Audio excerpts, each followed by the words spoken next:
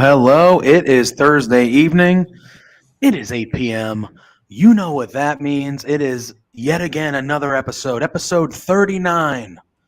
1 week away from the big 4-0. 1 week away from the big 4-0. It is between two years. Look, Mom, we made it. Yeah, almost to 40. He's Bobby, and yes, listen to Bobby. Make sure you guys like and subscribe. Give us the thumbs up. Follow us on all social media platforms. Look at Tim. Even Tim's here. Ryan Culp is here. Everyone's here. Thank you all for hopping in. We have a special guest who's going to join us very, very shortly. But Pluggo and I wanted to start the show and talk about a little bit of football. Talk about the big game coming up Sunday evening between the Cincinnati Bengals and the Los Angeles Rams. That is Super Bowl, what is it, 56? Something like that? Yeah. They don't really use the numbers that much anymore. They just call it the Super Bowl. But I'm intrigued to what it's going to sound like Super Bowl 124. Yeah, exactly. They got to come up with something, right? Yeah. But, we wanted to talk a little bit of football to start the show, and then we're going to bring on our special guest and dive into the wrestling that was the week. But first and foremost, as always, Pluggo, how the hell you doing, bud? Cool. Pluggo gone? Tell me Pluggo's frozen. I gotta love it. Unbelievable. This is an every week thing now. 2 weeks in a row. This guy. Unbelievable. Well, you know what? No, wait, Pluggo's back. I see him. Oh, he's not frozen anymore. Unbelievable. Can you get it together over there? Can we try? No, he's frozen again. Get him off my screen. Anyway, anybody in the chat? You know, the Super Bowl brings up bad memories for Pluggo. He's a Cleveland Browns fan, so he never knows what that even feels like. So, it is what it is. Every time we bring him back on, he just keeps freezing. So let's just not bring him back on anymore until we know he's alive. Because I don't know where he is. God. Anyway, Super Bowl Sunday, guys. How we feeling? I'm pulling for the Bengals, even though everything statistically tells me that the Rams should be the victor. They are a far better team. They have a better defense. Quarterback has at least more experience, but Joe Burrow, though, he is a winner. I don't know. Get Pluggo back on here. He seems to be moving in there. I don't know if he's... You alive, bro? Every time I say something, can you hear me? Off. Yeah, I can hear you. Well, it's because you freeze. Every time we got you back on here, you were freezing again. We gotta hire a social media guy. HCW Sports, good to see you, my friends. We got to link up soon. But yes, so he's saying, let's go, Joe. That's who I'm rooting for. I'm rooting for the Bengals. They haven't been there in forever. Joe Burrow, I very much enjoy. I think he's a future young stud of the league. That's where I'm leaning is Bengals, even though, like I said, as far as looking at the teams, matching the teams up together, I have no reason to pick the Bengals. The Rams are a far superior team in most aspects, but I just think the Bengals have nothing to lose. They got nothing to lose. It's their second year together as a team with Burrow as their leader. Yeah, and I just think they're playing with house money. They're like, we weren't supposed to be here, so we got nothing to lose, where the Rams have certain expectations. And I think HDW Sports is right. Burrow does have fun. You can tell they're having fun out there. Pluggo, why don't you let me know how you're feeling about the Super Bowl this Sunday? I think you're all right now. You haven't frozen in a while, so I think you might be live. I might be okay. It's always that weird transition because I got a lot of eggs in different baskets. But no, Super Bowl. This is weird for me because I am a former Bengals fan. I made the decision to cut ties a long time ago. You fucked up. Yeah, but I mean, I had good reasons, but Joe Burrow is just so damn cool. So I want to see it happen for the people of Cincinnati. I am a huge fan of like long losing streaks ending, obviously as a Cubs fan. Like that's just what I know. And I'm a Browns fan currently. I mean, so I'm from Boston, so I very much know how that feels with the Red Sox the whole first half of my life. So I didn't expect this. I don't think anybody outside of our buddy Sean Rossap picked the Bengals to win the Super Bowl. So, because like you remember, we ran some ads, or we're gonna run. We did. We might still be running some ads. Money. We might have spent some money. I don't know. Super Bowl, go big or go home. But no, it's going to be a great game. The Rams were the team, I think, that you and I at the beginning of the season, we both were talking up. Like they had Stafford. They went in on Von Miller. They went in on Odell Beckham, which good for him, by the way. It's panning out for old Odell, and I'm happy for him. Yep. I want to see Stafford get his ring because the dude was in Detroit for so long. Stuck in the hell that is Detroit for so many years. Got playing hurt, playing tough. He's been a tough bastard his whole career. But Joe Burrow is a stud. And like Joe Burrow is the type of person that like, the NFL is the most popular sports league in the world anyway. So it's not like they need more people like that. But like, no, they need it. They need he looks like he's having fun out there. And I know I was on the bandwagon of why didn't you draft JPJ Hive stand up? Whatever. I'm celebrating it. I don't care. Hey, I like that's it. Good. Take it.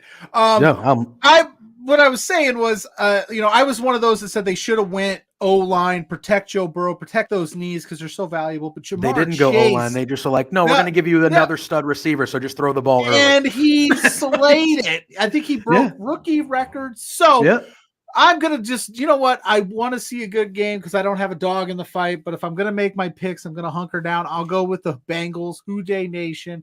Why not ride the wave? Get it done. Make it happen. Poor Stafford. At least he got there. Yeah, Speaking of which, I was going to say, before we transition to our guests and start chatting some wrestling, I think you have, right? Am I wrong? We got some stuff we might need to show the people. Well, let's put it like this. First of all, we'll make two transitions. So I'm under the understanding, and I just ran it by the boss, and I asked, so when the Super Bowl comes, the NFL pays Pepsi and they pay Coca-Cola for these ad spots, right? No. No? That's not how that works, Pluggo. Did you? So I might have. Wait. So before you get our asses fired, for real this time. Hold on. Did you do something stupid? So I might have paid a few people to run some Super Bowl prediction ads. No, they're supposed to pay us. Wait, what? Yeah. Oh, no. Coke and Pepsi pay they pay for those ads. No, yeah, they don't. Right. Oh, come on, man. Well, you know how much money Super Bowl real estate is worth? I know. I gave millions a lot. And millions. Spencer's. I gave a lot. Is Love Wrestling going to be open tomorrow? Like, don't worry about us possibly getting fired. We're probably going to be gone. But like, are we going to be a site? How much money? You didn't run this by me. Usually, you run this stuff by me. No, Oh no! Now Spencer's involved. Well, we have a few. We have a. Oh no! Like now, not only do we have a superstar guest unannounced, we have a few friends of Love Wrestling that we gave. What did you do? Why didn't you not run this by me? I thought I was doing a cool thing. I wanted to surprise you before your vacation. You know, thank you. I appreciate it. It's going to be good content for the last content we ever do. So kind of like, Joe Burrow, and he has a set of balls on him. I thought I would take this one on and just spearhead us into the future and pay these talented people to give us Super Bowl picks on the show tonight. Throughout the show, we've got 3 of them. So we have paid 4 people to be on tonight. we have paid 4 people. We have a guest too that we need to get on. So are we showing one of the videos now? Oh no. We're going to be in so much trouble. Do we play one of the videos now and then we get our guest on here? Or do we, what are we doing? Yes. Should we? Yeah, let's play one. Maybe Spencer will be a little more understanding if we play a couple. He might not be too happy towards the end of the show, but hey, you do what you got to do in this business. So, Alex, play one before we get our guest on and get fired. Oh my God. Spencer, I just want to thank you. Not only is this the 3rd or 4th time you've blown your entire budget on me, but your producers have informed me that you're also paying for all my snacks for Super Bowl Sunday, so my Cincinnati Bengals, so I can watch my Bengals and like eat pretzels and stuff. So therefore, the people who appear on this show next and whatever plans you have for upgrades and all that goofy stuff are going to be lesser than because you sacrificed for me so I could eat some Reese Cups during the Super Bowl. That is incredibly generous of you.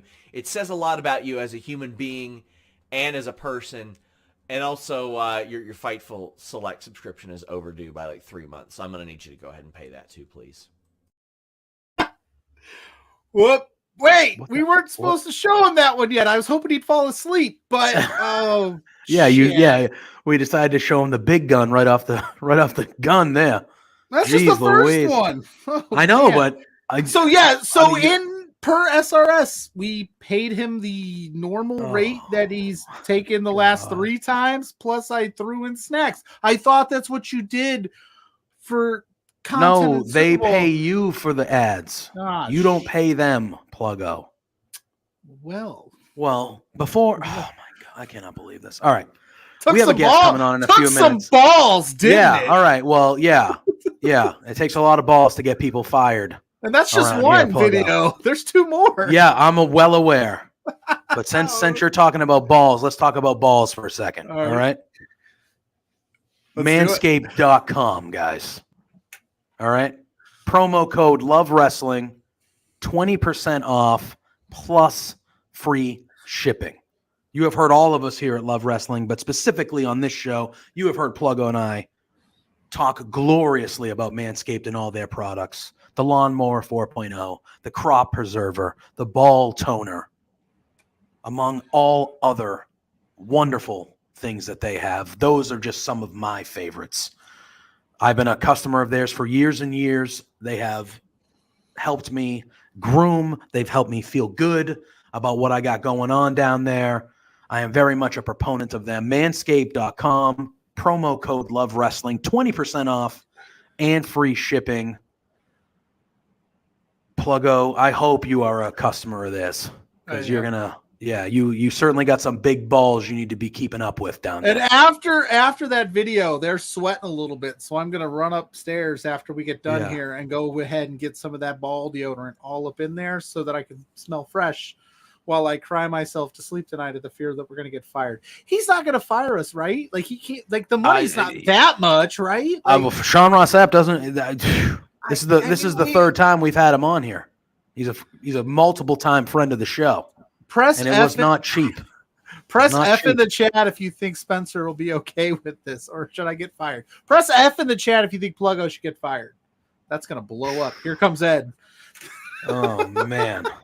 Oh my God. Well, HCW Sports has it right. He says sometimes you miss Pluggo, but you swung, and that's what's important. I guess so. Well, I'll tell you what's not a miss. That's who we have for a guest tonight.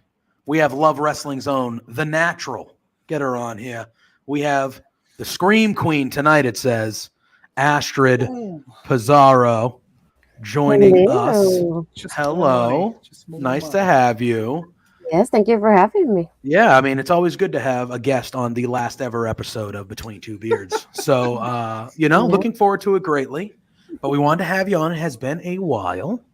We have some news at the end of the show, which was part of the reason why we wanted to have you on this evening. But yeah, I don't know if you're much of a football fan or not, but Bengals, Rams, who you got? Who's the Super Bowl pick? I don't Yes, watch I know. She football. wasn't cheap either, Spencer. She was not cheap either.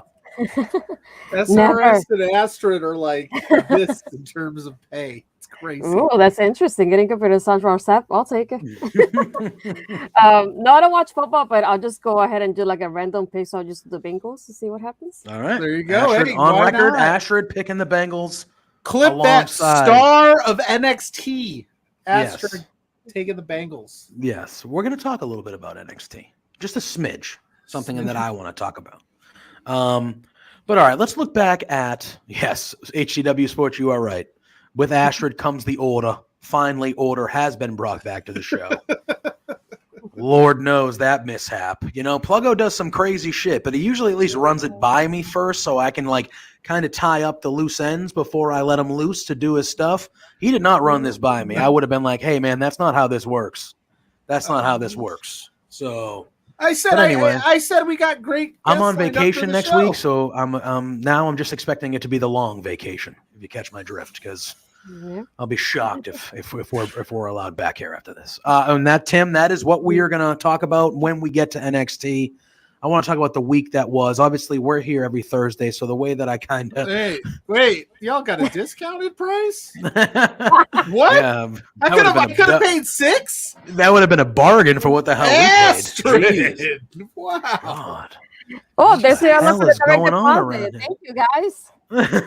It already went through, so run while you can. Oh boy. No, well, thank you for joining us, and let's get into it. Well, yeah. Well, how about we be cordial? How are you, Astrid? How you doing? It's been a long day at work, but I'm excited to be here. Having that time with you guys that I don't get to have that often, so it's nice to be here. Yeah, we're glad very that much so. Astrid Week 2.0.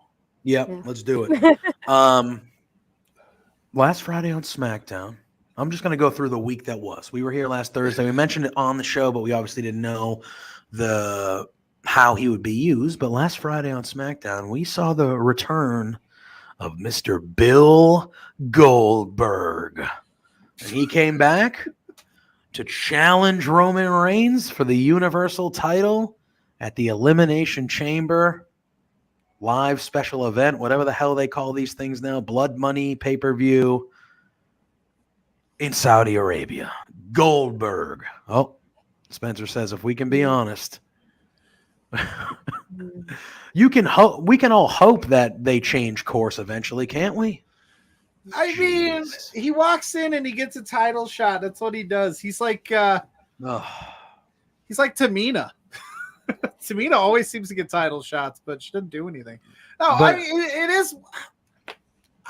I don't know. Our buddy Warren has he's the man. If you want to hear how to do some Goldberg takes, because he can't stand the guy, but I just don't understand. Like, and I think as Spencer says, but we like Tamina, right? We like Tamina, but it's like the dude just and he's not.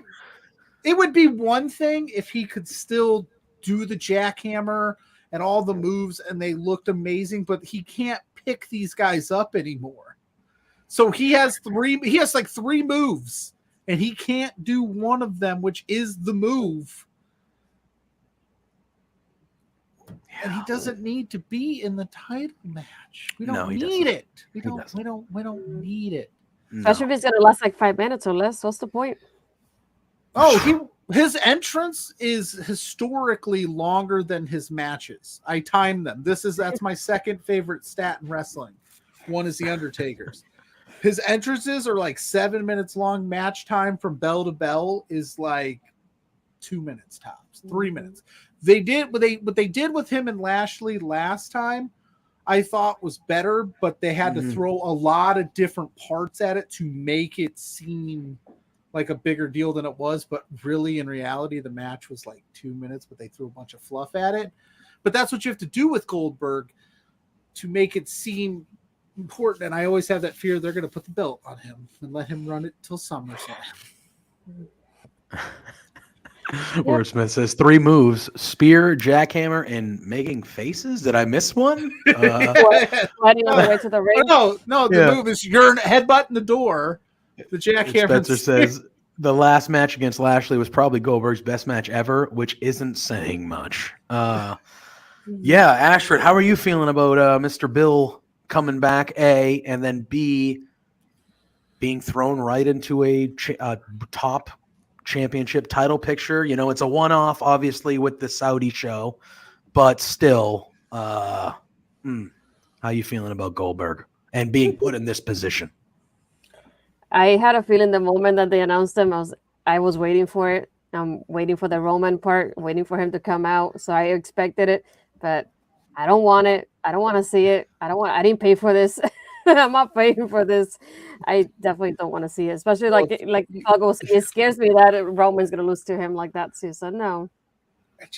They always. I'm gonna call him Mr. Bill from now on because I know it popped the wordsmith. So, Mr. Bill, Mr. Bill Goldberg. Look, we're not alone in these thoughts. Like a lot of people share this opinion. Like I have I don't know why. And I think Goldberg came out and said that this is the last match he has on his contract. I would assume. That's right. Yeah, it is. Tonight is the natural special. That's right. Yeah. The star. Asterisk. My thing is, I've always been like, I don't mind him coming back. I don't mind him having matches, but he doesn't need to be in title matches. Like the match that he did his first comeback against Dolph Ziggler at Survivor Series, that was the perfect type of environment for Bill Goldberg. People want to see him. People want to chant Goldberg. They want to do the whole entrance. He still has that type of star appeal to him for some. Cool. That's fine. You want to have him come out, have a 5-minute match and destroy somebody in a match that doesn't have any stakes, doesn't really matter, just for the Goldberg pop to see a legend or whatever. Cool. I'm all for that. That's fine. But why does this guy at almost 60, however old he is, why every time he comes back, he needs to be fighting for world titles? That immediately takes me out of it because although he did beat The Fiend, which was a joke, come in close. It's not believable. It's just dumb. It's just dumb. It's because they can't build any new stars. Yeah, you know why they can't build. I was going to say that. And I'll let Asher go. You know why they can't build any new stars? Because every time fucking Goldberg comes back, he fights for world titles. Swear jar. That's why. That's how that. Budget. You have a Royal Rumble and you have 2 people that don't need to win Royal Rumbles win the damn matches. That's how you don't build stars. I'm sorry, Asher. You can go. No, I don't understand why you could bring in so many people and just give them opportunities, give them the opportunity to shine. There's so many people that we would like to see on TV, but we get Goldberg instead. Sure, he needs it, I guess. Come on. There's 2. That Bill Goldberg needed to catch a break. There's 2 nights at WrestleMania. It's the biggest spectacle of the year. I 1000% think that Bill Goldberg should have a spot at Mania. It just doesn't need, like you said, doesn't have to be top of the card. He could be an attraction. He could squash a dude like a Ziggler, and we move on, and it's okay. I just don't understand why they have to keep reverting to this, and we always know what's going to happen. Brock, Goldberg, they continue to come back. It's always some legend. Like, you need to use the Rumble as a vehicle to get somebody else in the mix. Brock's awesome. At least he's wrestling and showing up every week. Goldberg literally shows up. Sometimes he comes in via satellite. He doesn't even show up, and he's like, I'm going to kill you. You're next. Yeah. And then you're like, oh, shoot. And, if we can put Cody's comment up, he said, hot take, WWE has built dozens of new stars. They just build the stars for their competitors. And we're going to talk about it later when we go into our Dynamite review. But they had an old WWE guy show up last night on Dynamite, and he looked awfully like a giant effing star to me, didn't he? We'll talk about it more in depth, but he sure looked like a star, right? I thought so. At least he was presented that way. It wasn't that hard to do either. So, but in general, my thing is not even for that part of it, like where how they build people and they leave. Like in general, like how many people or like younger talent or talent that's there all the time WWE we'll try to build. And then it's whenever the legends come back, the legends are always more important. They're always more important than the current talent. And that is, you're never going to be able to have people truly invest in your current roster or certain superstars, male or female, if every time a Goldberg, a Brock, now is Ronda, or whoever, a legend comes back, you always make the legends look better than the current roster, no matter what. It's like if you're outside, if you're from outside, you look better than from the inside. Correct. I'll argue Ronda's not an old-time star. No, Ronda might be a little different scenario, but it's the same thing, though. But they're not using her correctly either, I don't think. I think they are using her as, like, the Goldberg and the Brock when they need to be using her as, like, hey, yeah, she's only been doing this for, like, a year. Like, she's a big name. She's mainstream, but she doesn't need to win the Rumble either. She can have her own spot. Yeah. In Mania. They're just, I don't know. It's weird. It's a weird, Ronda. Didn't they have to tell her to stop being a jerk to fans?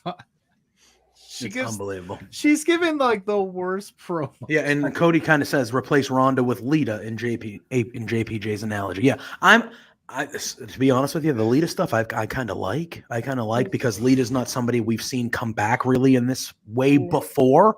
So I'm cool with it, like in a one-time, you know what I mean, type of thing. But if they repeatedly brought her back every year for two and it was always on the top, I'd say the same thing. Like if Trish Stratus showed up every major pay-per-view and fought the title, the champion, exactly, it's like, it's that time of year where we're having one of the 4 major pay-per-views. Here comes Lita to challenge for one of the show's titles. No, then I'd be saying the same thing. First time, cool, man. She looked great on Monday. She hit that moonsault and she knew she nailed it and she looked good. Like that's been a really good build with those two, Becky and Lita. Like I've been for that. But it is one of those things. Yes. Rock. And I agree. Lita does rock. It's just one of those things where times we agree with Spencer. If you currently treat the past as it was the best part of your company, no one is going to ever invest in the future because you guys don't even, and you, when you talk about the great moments and you talk about all these things, it's always stuff that's in the way past. It's never, hey, look at this match that Ricochet had in NXT. Why can't we show him? You know what I mean? Like it's just, and booking goes into it. And we've been complaining about booking in all aspects of wrestling forever. So we don't have to dive into it again, but it's just, if you never show the current roster in any great light, but with the exception of 2 to 4 people, it's going to be hard for you to build these matches that we haven't seen yet that people want to see. See, if you don't spend money, you don't make. That's what I'm getting from this, right? Because we blew some budget today. I think we need to calm JPJ down and roll the next clip while Spencer's still awake. Jeff Hawkins of Shake Them Ropes. Look, I've been a Bengals fan since before most wrestling podcasters were even born. It's my longest relationship. It's my most abusive relationship. Do I think the Rams have a better team? Yes. Do I think the Rams probably win? Yes. Going with my ride or die, going with Joey Burr. Bengals over the Rams. Say it's 30-27, kick Fearson, shooter, ball game. All right, friend of the show, Jeff Hawkins popping in here. That's right. He's going to the Super Bowl. I heard Sean Ross Sapp say on Listing Your Boy this week that Jeff Hawkins is going. That's how much of a diehard Bengals fan he is. Like, they haven't been in a long time. I'm going, bro. I'm glad we could help. I'm glad we could help pay for his ticket. Tim, I wasn't going to bring it up. On SmackDown last week, they 50-50'd Ricochet in back-to-back segments. Back-to-back segments, they 50-50'd him. And I was like, you got to be kidding me. I think I even went on Twitter. Amazing wrestler. Yeah, like, and they don't know this guy can do things that you never seen before in the ring. He gets a quick win over Ridge Holland, I think he beat. It was Ridge. Oh, shame! It was Ridge Holland, I think. He got a quick win. Yeah, he got a quick win over Ridge Holland, and I even went on like Twitter and I was like, "Oh, nice! Ricochet got a win. Like, can he get 3 or 4 more in a row? Can we start building him?" Literally went to commercial, came back unannounced, All of a sudden, it turned into a tag match, and it was Sheamus and Ridge Holland versus Ricochet, and I don't even remember who the hell Ricochet's partner was. Cesaro, I think. Cesaro, yes. Cesaro's the same thing. They do this shit to Cesaro, too, all the time. And then guess what? Sheamus and Ridge Holland win the tag match. So of those 4 gentlemen, who the hell wins in that? Who looks good coming out of that scenario? It's not Ridge Holland because his ass just got beaten 2 minutes by Ricochet before that tag match. Sheamus is Sheamus. He doesn't really flow one way or the other. He's kind of untouchable at this point. Ricochet looks like a moron because he won a match and then lost a match. And Cesaro showed up to be in a tag match that he lost. Who looks good out of those 4 gentlemen? Shane McMahon. Yeah. Because he left. Because he left. Or he got fired. Like, in the chat, let us know who you would push. Who's the star that you want to see push, male or female or both? Let us know. Flood the chat. We got Astrid the Natural here. We've just blown Spencer's. Are we getting fired tomorrow, man? I mean, probably. I mean, you guys are. I'm not. Yes. This gang warfare. This has nothing to do with her. Your invoice is on the desk. Alice is pissed. I'm sorry. That Ricochet rant wasn't part of my plans this evening, but it was just so unbelievable. Back-to-back segments. I was like, you have got to be kidding me. But anyway, I wanted to transition from Goldberg over to Ronda Rousey. I wanted to talk about some Ronda Rousey. We got to do the Ronda face. Just the I don't give a shit, I'm here face. How's that? Yeah. All right. So reportedly, Mr. David Meltzer reported that after Raw, so Ronda came back at the Royal Rumble. She won the Royal Rumble. I don't know if everybody saw it. Hey, I'm all for, as Cody says, I'm all for Dominic. I don't mind me some Dominic. Dominic's all right to me. After there was she did an interview for online for WWE.com. I don't know if everybody saw this, but it was she was like, I'm here. She was really kind of rude to Schreiber. I think it was Sarah Schreiber doing she was very abrasive, very what the hell what do you think I'm here for? She was just next on Poetry of a Promo, the Ronda interview. It was fire. So she had this demeanor and the attitude where it was clearly being a heel, but she's not being presented by commentary and the way the company is presenting her as a heel. So then she comes back the next night on Raw. She has a god-awful promo, really bad. And she's kind of just looks like she doesn't want to be there. She looks pissed off. She's not smiling, all this stuff. And they're still commentary-wise and company-wise, they're still presenting her as yeah, Ronda's back, this baby face return, blah, blah, blah. And Ronda's in the ring going I hate every single one of you fans. I don't give a crap about any of you. You think they just forgot to tell her? I don't know. Vince that's why. Oh yeah, I want to talk about. I want to ask Astrid. There was a rumor. Meltzer reported that Ronda was spoken to after Raw about her demeanor and basically telling her hey, stop acting so much like a heel. You're a baby face right now. You're not a heel. Stop acting like that. And man, oh man, that is just good shit, Astrid. brother. Yeah, man.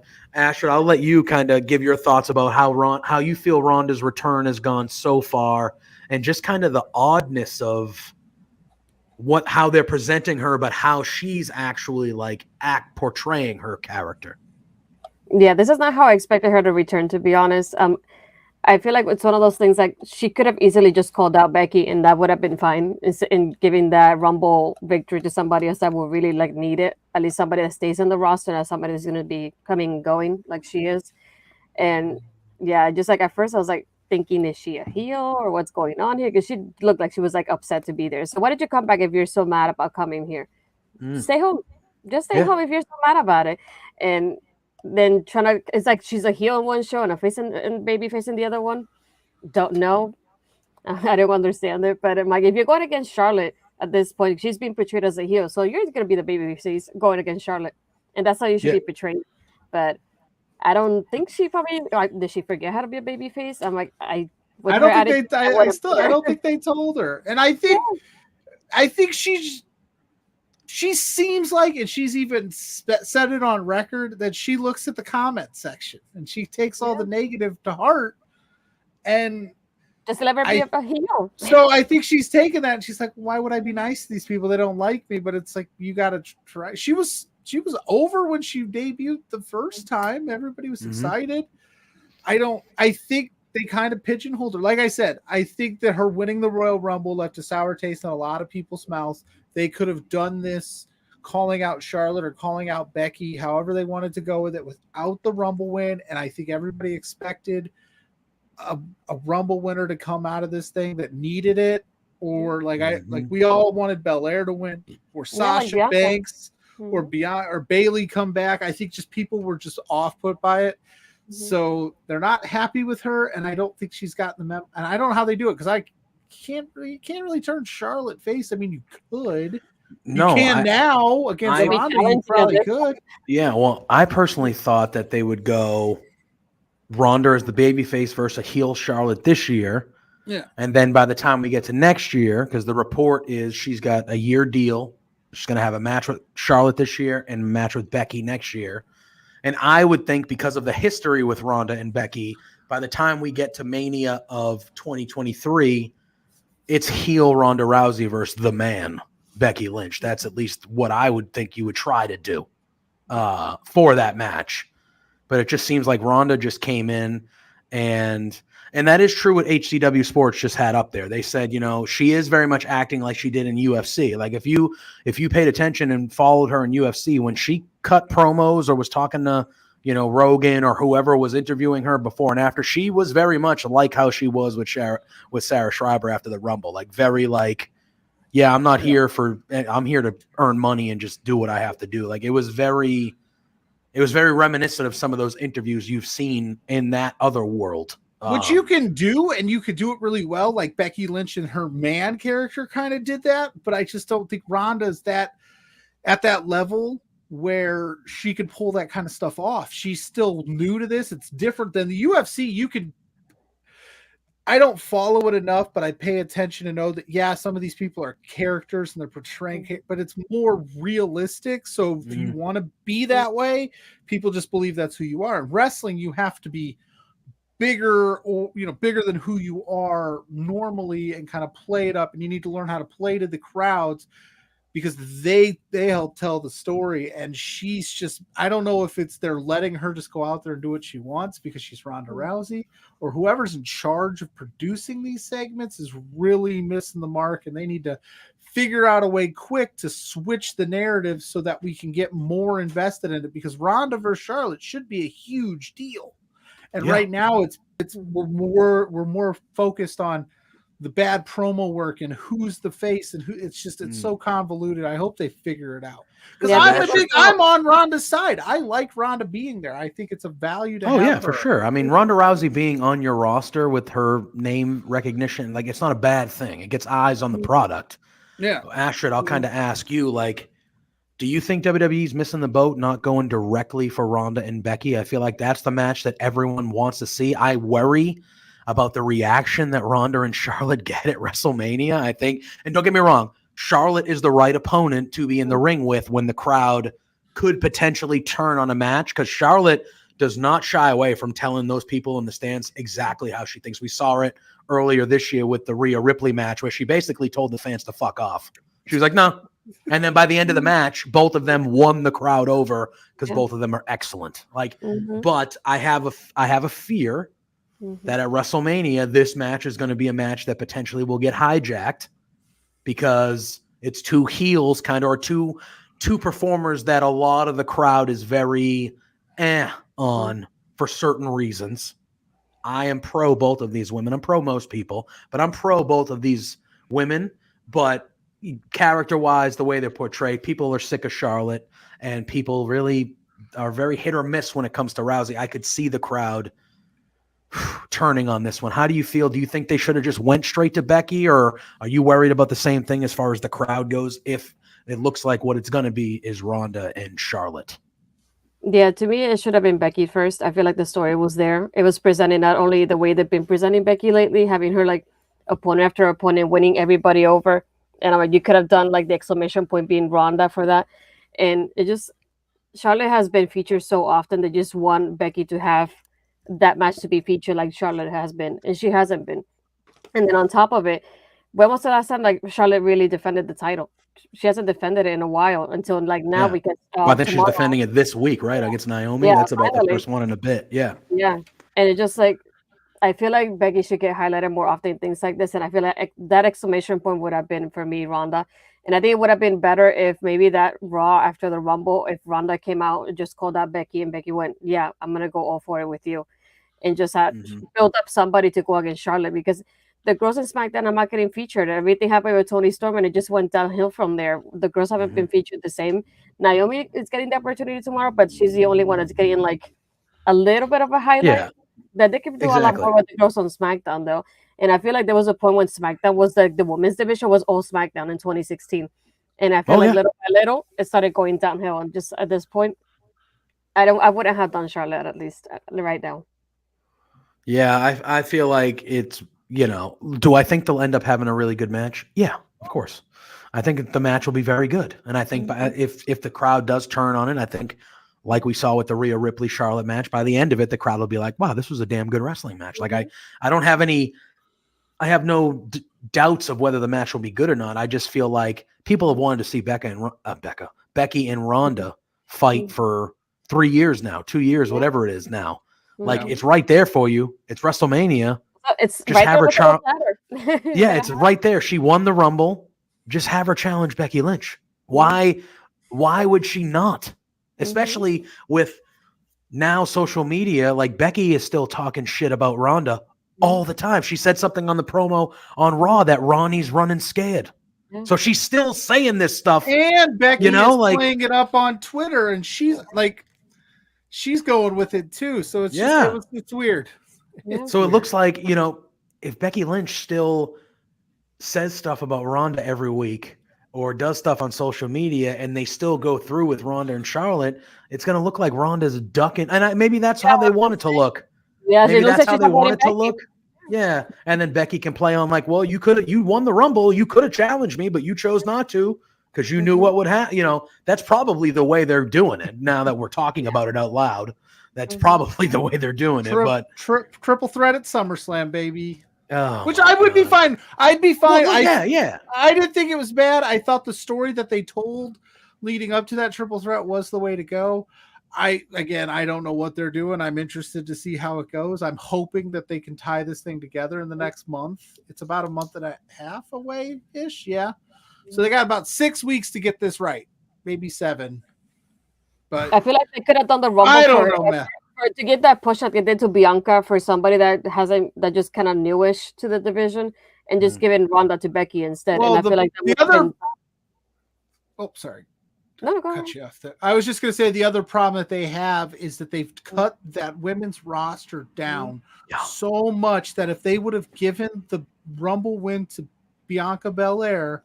That's who I think should have won. She should have won back to back. But there would have been that whole undertone of fans that have been like, oh, they're running Becky and Belair again.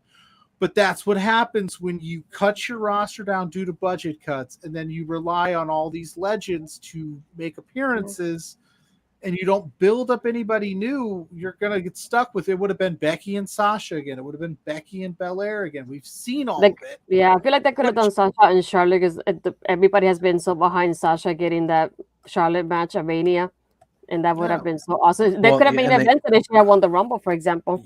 Yeah, and I guess to me, it's like the reports are that they're still going to go with Bianca and Becky at Mania now too. Still, so it's like Ronda Rousey is a big enough name that if she walks through the door and she's like, "I'm challenging for a top title," like.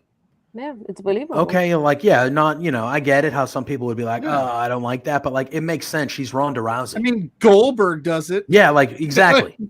She's Ronda Rousey. Like if she came back and was like, hey, if Bianca wins back to back at the Rumble and Bianca goes, I want my revenge on Becky Lynch, I'm picking Becky Lynch.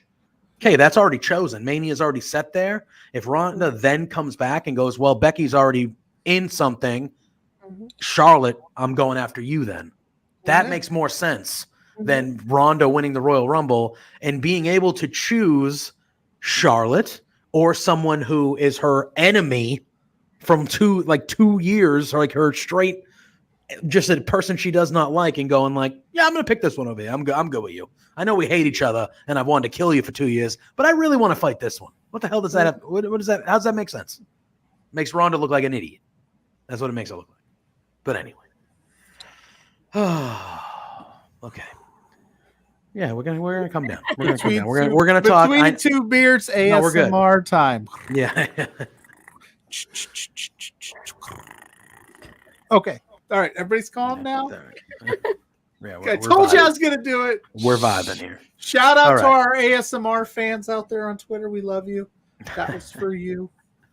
Before we dive into the AEW Dynamite review, which will be probably the whole second chunk of our episode tonight, I know, obviously, Astrid, on Tuesday nights, you share a double feature with Power Out. The lovely Zach and Ella J host Power Out, and then it transfers over to you and Ed and sometimes Cody as well. You, Ed, and Cody for NXT. So you did touch on this last night. So if you haven't watched this week's episode of NXT and Power Out, go back and watch that. It's always a good watch. I'm a little scared. Yeah, a little bit. But I do want to talk about just one thing that happened on NXT 2.0, and that's Dolph Ziggler. That's what I wanted to talk about because that was cool as hell. And I think Tim said earlier, I believe it was Tim, he said Ziggler in NXT 2.0 was pretty cool, but it was also a tad awkward. A little bit. But I thought all in all, 15 years late. Yeah, well, yeah. And then you have Tommaso Ciampa Calling him kid. Calling him kid when Ziggler's 5 years older than Tommaso Ciampa. Well, I've been on this train. I think people sleep on Dolph Ziggler because he didn't have an NXT run. I've always said if you would have took him in his earlier days and plucked him into NXT Black and Gold and had him have banger matches with Adam Cole or Johnny Gargano or Tommaso Ciampa, everybody would be singing a whole new tune about Dolph Ziggler. So I'm glad he's there. It's just a little too late. And unfortunately, as much as we enjoy Braun Breaker on this show, I just don't know if that's the right opponent to get the NXT Dolph Ziggler that I want. Well, I think you're going to get Ciampa first, though. I think you're going to get Ciampa first after what we saw on Tuesday, because Breaker has to deal with Santos Escobar first. Mm-hmm. So I could see triple threat, maybe. You could. Well, the whole thing started. Yeah, the whole thing started with there was a backstage promo with Rude, Ziggler, and somebody from NXT 2.0 that I'm drawing a blank on. I can't remember. But they basically were like, hey, you should come down, blah, blah, blah. And Ziggler made a comment saying, I don't work Tuesdays. To which then Braun Breaker, who at the time was the brand new NXT heavyweight champion, tweeted that maybe I'd be okay with that. They're not giving it. They have a stand and deliver. They're doing stand and deliver. Maybe it would be the main. What about the Mania stand and deliver though? What about that takeover? That'd be a good one, right? Yeah, but that's what I'm saying. I don't think they're going to do it at Mania. I don't think they're going to give NXT 2.0 any Mania shine. That's why they're going to do a takeover. The fact that they didn't get any Rumble shine makes me think we're not going to see any main roster shine. Which is sad. I'm okay with the story leading Ciampa to the main roster though, because I would like to see Ciampa go to the main roster.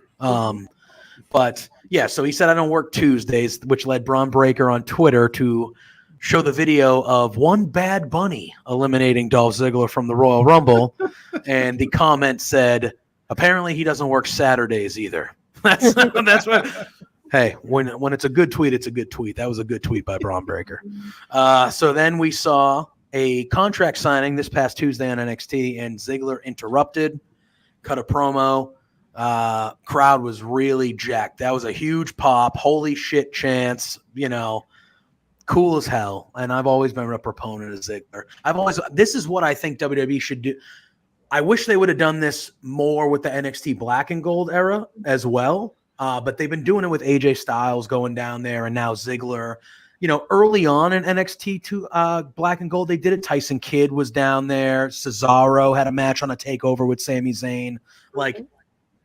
I don't know why they didn't do this. They didn't do this type of stuff more often. Like, Yeah. hey, you got a guy on the main roster that's not really doing much. All right, have him go to NXT for 2 or 3 weeks and fight somebody that, have AJ Styles go have a mini feud with Grayson Waller, who you're trying to get over as a future star of NXT.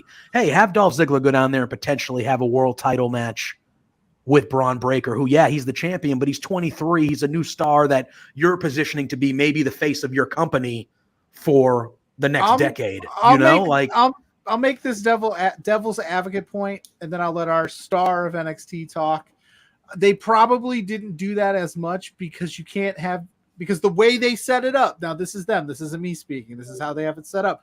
They can't have their main roster talent mowing over their developmental talent, and they can't have their developmental talent beating their main roster talent. They put themselves in a weird paradigm where it's like, you can't have your main roster look weak and you can't have your developmental get crushed, because then we're not going to believe they're any good. But I agree, they should have done more of it and figured out a way, but they're never going to treat it like this, third brand anymore.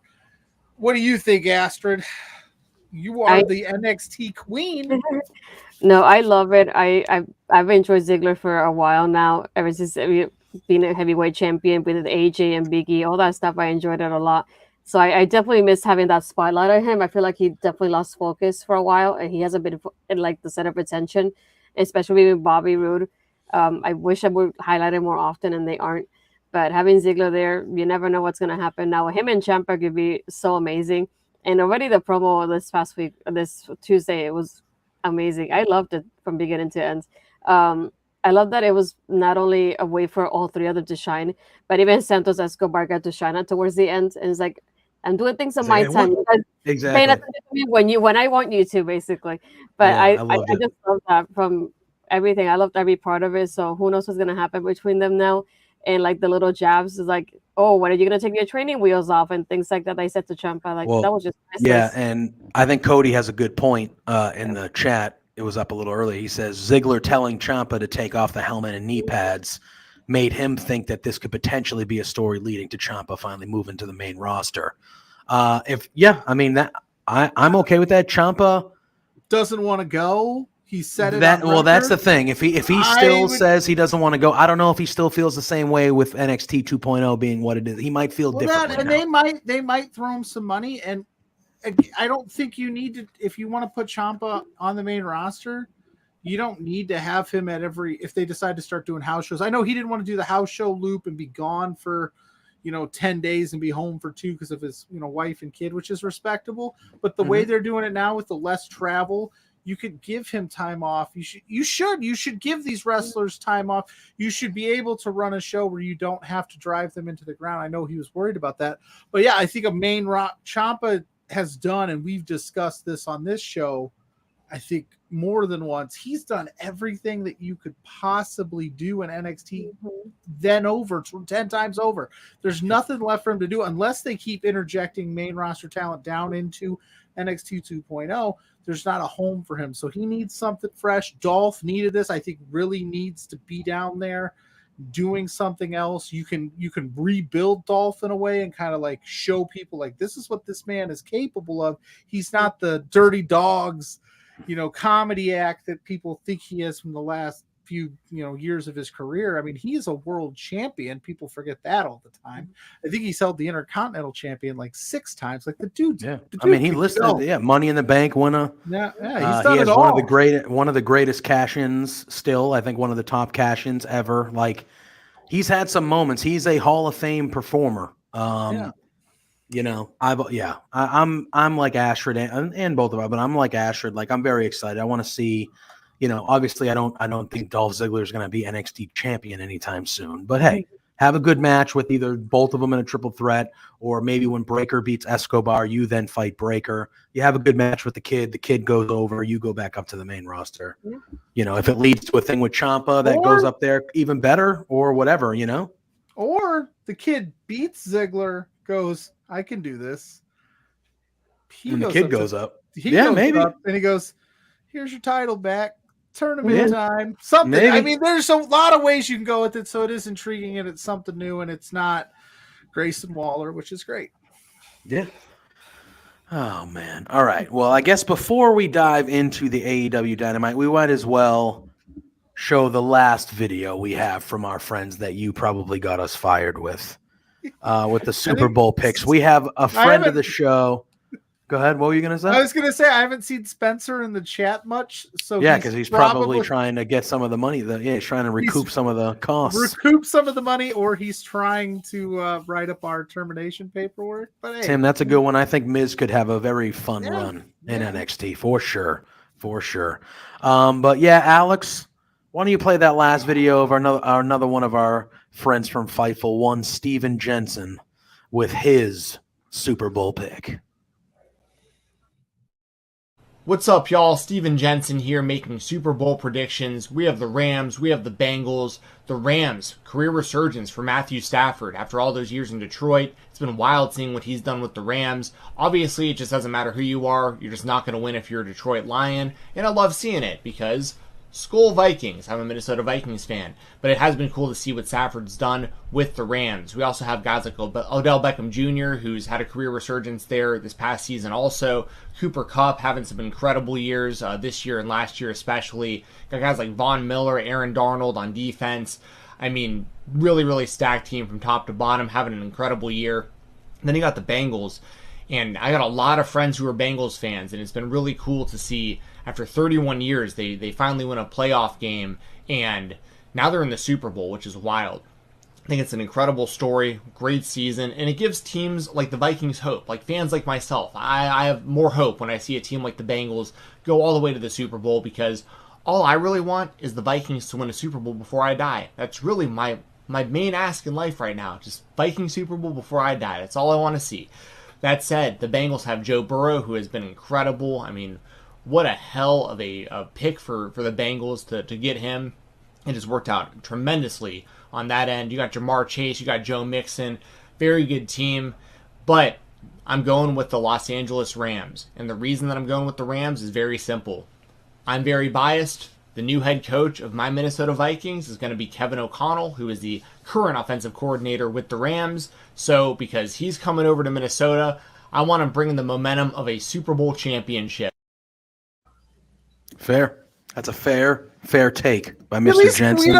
It gave us our money's worth. So no, he did. Yeah. If we have an NFL preview next year, we got to try to get him on. He knows his stuff. Good stuff. We do too. We had the Rams. We didn't. None of us had the Bengals. We had the Rams up there. No, I had the Rams. Yeah, I had the Rams. I had the Rams in there. I know my stuff. Shout out to Steven Jensen, Jeff Hawkins, and Sean Rossap for blowing our budget out the water and doing those for us. In the chat, give us your Super Bowl picks. Let us know.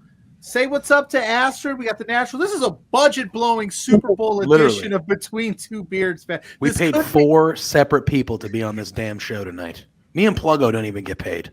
Yeah, this is ridiculous. We don't even get paid. We paid 4 people to be here. I thought I was doing a good thing. You don't get paid? No. You got we do this for the love of this business, as our friend Jeremy Lambert would say. We do it for the love of this business. And I do it to pop myself, like our Alex Pulowski would say. I do the shit to pop myself. Oh, but no, that was wild. We appreciate those guys. That was a lot of fun for them to take time out of their busy schedules and hop on and give us some predictions. It was nice to see Jensen going Rams, so we didn't have a Bengals clean sweep. I think everybody, true. But he went a little different. But you know what? That's fine. We'll see what happens on Sunday. All right. Now let's try to roll through some Dynamite. We'll talk a little bit of Dynamite. Then we got some fun news after Dynamite that kind of involves Dynamite, and then we'll be on our merry way. Are we allowed to drop the news if we're not sure if we're getting fired or not? Yeah, I'm going to drop the news because that'll give us leverage. No. Yeah. Be like, oh, you're not just getting rid of one show. There's now 2 shows potentially that you're getting rid of. So we got to recoup that. I wrote an article today, so that way you've written a couple articles for us at Love Wrestling now. So go check that out. Spencer puts me to work to try to recoup. I mean, yeah, we got to recoup the costs. You friggin' what? Paying people for Super Bowl ads instead of the other way around? What the hell's wrong with you? I thought that's what you did. You get eyes on the people to come to. Yeah, what? Somebody needs to pay for business one-on-one, I guess. But hey, it wasn't our money, JPJ. It's cool. I know. It could be our jobs, though. But anyway, AEW Dynamite. We had a good one last night. I thought last night was a good one. The show starts. We see Wardlow walking to the ring, and he has a couple cutouts. And he hands Justin Roberts a card. That's a shot. What happened? Hey, if they could have a fake pizza, whoa. Wow. Wow. I don't know about that. Easy. I don't know about that. I don't know if you can remember. I don't know if they broke the mold when they made JPJ and Pluggo, baby. Jesus, Spencer, you can't get two people to show up and do what we do. I mean, you probably get two people here to not blow as much money as us. Yes, that probably. But Tim, they've had a couple, maybe 3-4 handful of Dynamites that have been like so, but bad. Yeah. I don't think so. I don't think there's ever been a bad episode of Dynamite where I'm like, man, that stunk. I would say there's been a few episodes that were like, that was all right. So yeah. The first hour of this one was leaning that way. There was a lot of talking. And it's not the Dynamite way. There's just the first hour was a lot of promo, and I was like, they better stack the second hour, and they did. They came around, but I mean, I was like, are they just going to talk? Where's the matches? Where's the Dynamite? But it turned out to be a good show. A lot of excitement. I think JPJ was getting there when he was going to say, what were you going to say? Who were you going to date? Which one did you want to talk about first? There was two. Well, I was just starting to run through the show. Oh, you just want to run through. Okay, we can start at the top. Well, we don't have to talk about every little thing that happened, but the opening segment was a big segment. We had this is the first time I think we've seen the full Pinnacle all together again in a little bit. It seems FTR's kind of been off doing their own thing for a bit, but we see the full Pinnacle in there. Wardlow in there, Sean Spears, FTR with Tully. They all got their separate entrances, and then we see MJF, and he is being escorted down the ring by some ladies, and he's up on the, getting carried down on his big throne, his big fancy chair, looking like $1 million, celebrating the not one but 2 victories he got over CM Punk in CM Punk's hometown of Chicago last week. Man, oh man, he cuts a promo. He says that he's the best wrestler on the planet, not Kenny Omega, not Bryan Danielson, not Adam Cole, not Hangman Page. He says he beat CM Punk twice last week in Punk's hometown of Chicago, and he's the best in the world. He's just going into it, and then all of a sudden, we get an interruption by Mr. CM Punk. CM Punk comes out, and he says, I know how you guys work. He goes, your win last week is about as suspect as your spray tan. That was the little that thing he said. That spray tan was bad. Yeah, MJF on the spray tan. He sometimes it's hit or miss with him. It's hit or miss with him. Body. But CM Punk goes, I know how you guys work. I had firsthand experience a couple weeks ago. You guys, getting the best of me. So I have some friends this time. We then see Sting and Darby Allin come out with bats. They give CM Punk one. And CM Punk basically says, I want a rematch. So either you're going to say yes and give it to me, or we're going to come down there and we're going to get it one way or another. To which MJF is obviously, no, not going to happen. They go down there, or they threaten to go down there, and MJF says, here, how about this? You guys have a tag match. CM Punk, you can pick any partner that you want except Darby or Sting. Has to be anybody else besides them. If you guys beat FTR tonight, you can have a rematch with me. Punk accepts. They go their own way.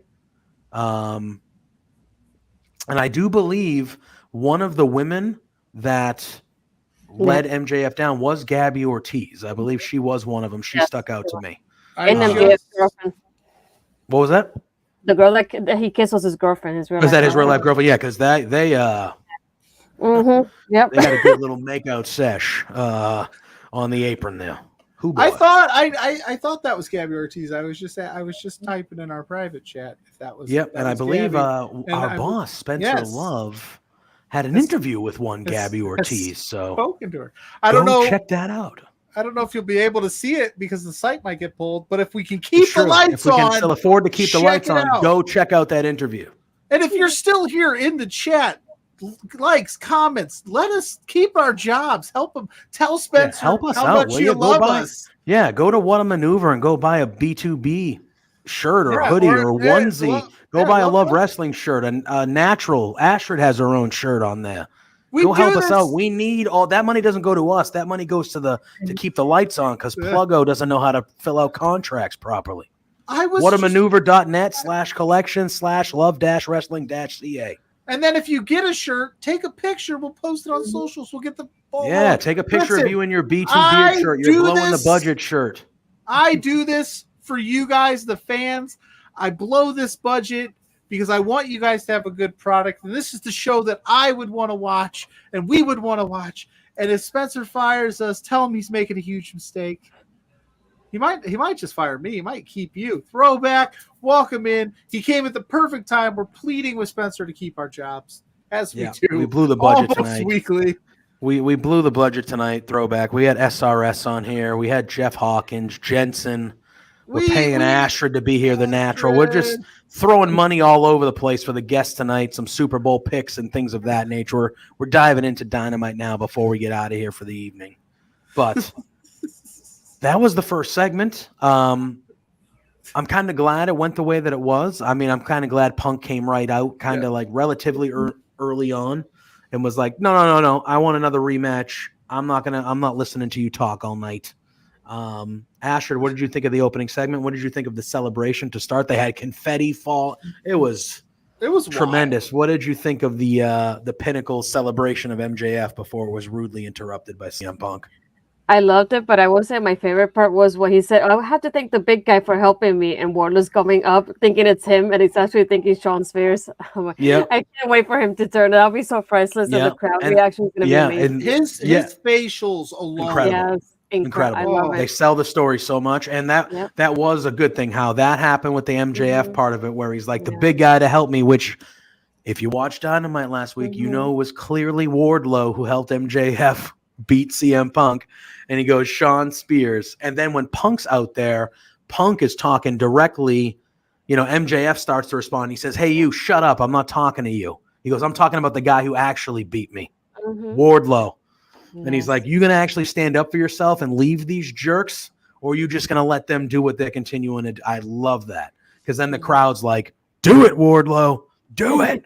The crowd wants it, and you can see like in his facials, he's like, "I want to do it," but he's still hanging on to whatever he's hanging on to. But what I'm loving too is there's been at least 2 occasions now, maybe 3, that Wardlow could have outright just turned on MJF and gave us all but they are keeping it. They're like keeping us at bay, which is building and building and building. And when he finally puts his hands around MJF's neck, the roof is going to blow off of whatever arena they decide to do it at. They are telling a masterful story there, because Sean Spears for a while didn't really have a purpose. Now he's got this purpose where it's like he's becoming the apple of MJF's eye, and he's pissing Wardlow off, and he's doing all this goofy shit. Like it's really masterful stuff. And Punk is saying all the things that we want him to say. When it happens, I'm going to be so excited. And I like MJF. I really like MJF. I think he plays this part extremely well. MJF should be. But I want to see him get his ass handed to him. Of course. I want Wardlow to destroy him, but at the same time, MJF, in my opinion, should be the next AEW champion. He's the guy that should beat Hangman whenever they're ready to do that. But, oh my God, I want to see Wardlow rip his head off. Just absolutely rip his head off. And Wardlow is going to be a giant superstar when he finally turns, like a superstar. And that's kind of probably what will happen tomorrow morning at Spencer's office. He's gonna just rip our heads off, but he always does it in such a nice way. He is a very nice Canadian man, so we just come on in, friends. Let's chat, friends. And then he's gonna that show last night was neat. But you're fine. But you're fine. Yeah, you're fine. It's been too much. If you need help getting back on your feet, let me know. But you're still fired. Yeah, 100%. That led into a match with Wardlow where he fought the Blade. Little longer match than we've seen out of Wardlow. Did go a commercial break with picture-in-picture, but basically ended the same that they all do, where he powerbombed Blade until Blade was dead. And then he won that match. And then, like usual, Sean Spears got in the ring and took all the shine away from Wardlow in his celebration and hit Blade with the chair, continuing to piss Ward. Yeah, he just does it to steal the spotlight. So Wardlow kind of can't. Yeah, just part of the shtick, man. Starting to piss Wardlow, just pissing Wardlow off. Love it. He's like that. He's like that kid that like hides. He's kind of like Pluggo hiding behind Alex Kane and Sam Beal going. Exactly. Yeah. Let me get mine. Yeah. Short and sweet. Oh, so well done. Yeah. We then got the Inner Circle mandatory meeting. Throwback throwing his pick in the Super Bowl. He says whoever wins the coin flip will lose the Super Bowl. Falcons won this coin flip, Pats won, etc., etc. So he says whoever wins the coin flip has lost the Super Bowls the last handful of years. So he's going to wait until he sees who wins the coin flip. Put him on the glass throwback. Just make a pick without the coin flip. I mean, first. you could. No, you could. Yeah, I think he said Bengals will win it. Oh wait, he says if LA wins the coin flip, though. But if that's true, though, then I mean that's not. If you can still get bets in before the actual kickoff, if you know who's going to win the coin flip, I mean, there's also a stat out there that said like the last 14 of 17 teams to wear white at the Super Bowl have won, something like that. Yeah, the road whites. And the Bengals decided to go with the black uniforms. So, I mean, those are sweet uniforms. So, show out at the Super Bowl, but we'll see if it pays off for him. Joe Burrow's cool. Yeah, I know. So cool. Oh. So we have the Inner Circle in the ring. Jericho is basically. He says it's mandatory. We get Hager, Sammy, and Jericho coming out to the normal Judas theme. Then Santana and Ortiz come out to their own theme a little bit afterwards, definitely showing the divide from the group here. Jericho kind of goes into him and says, hey, what you did a couple weeks ago was disrespectful, not tagging him in. And then Santana kind of goes off a little bit, which I liked a lot. I like Santana and Ortiz. They need to, everything they said was true.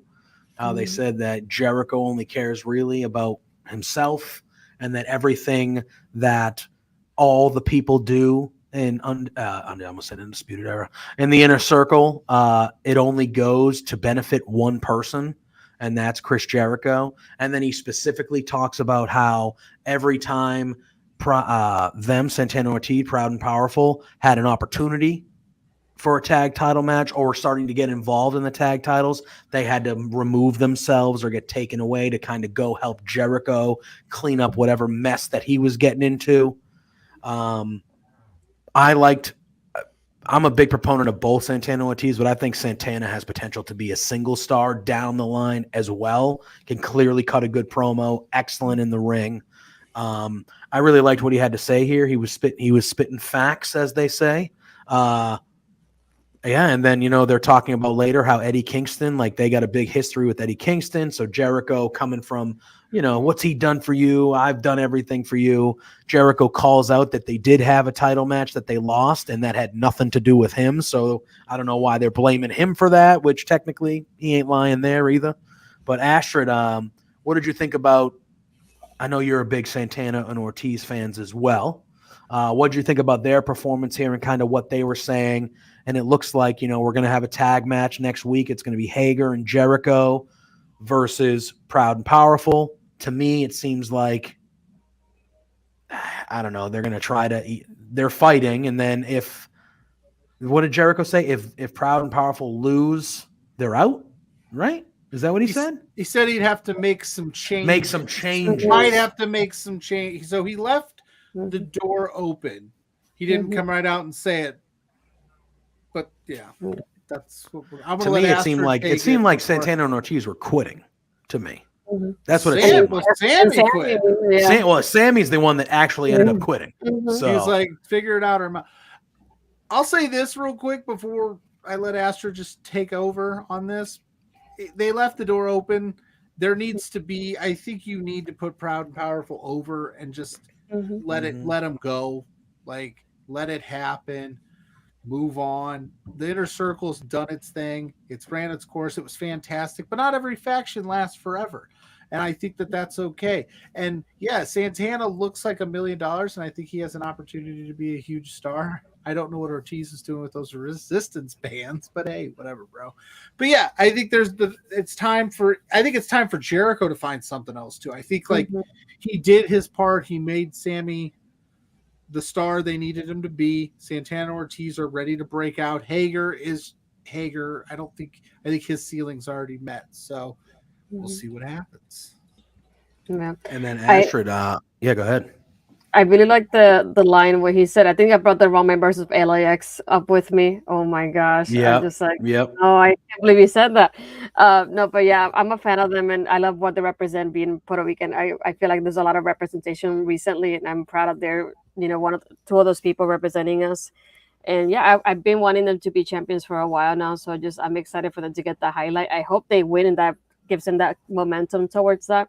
Because I would like to see them win those titles sooner rather than later. But yeah, Santana on the mic was just amazing. I loved. I just wanted to listen to him more often because it was so well done. But yeah, the back and forth with Jericho's, I really enjoyed it. So I'm excited for them. Yeah, I am too. I hope they, like Pluggo said, they should probably go over. You need to make them look like legitimate. Yeah.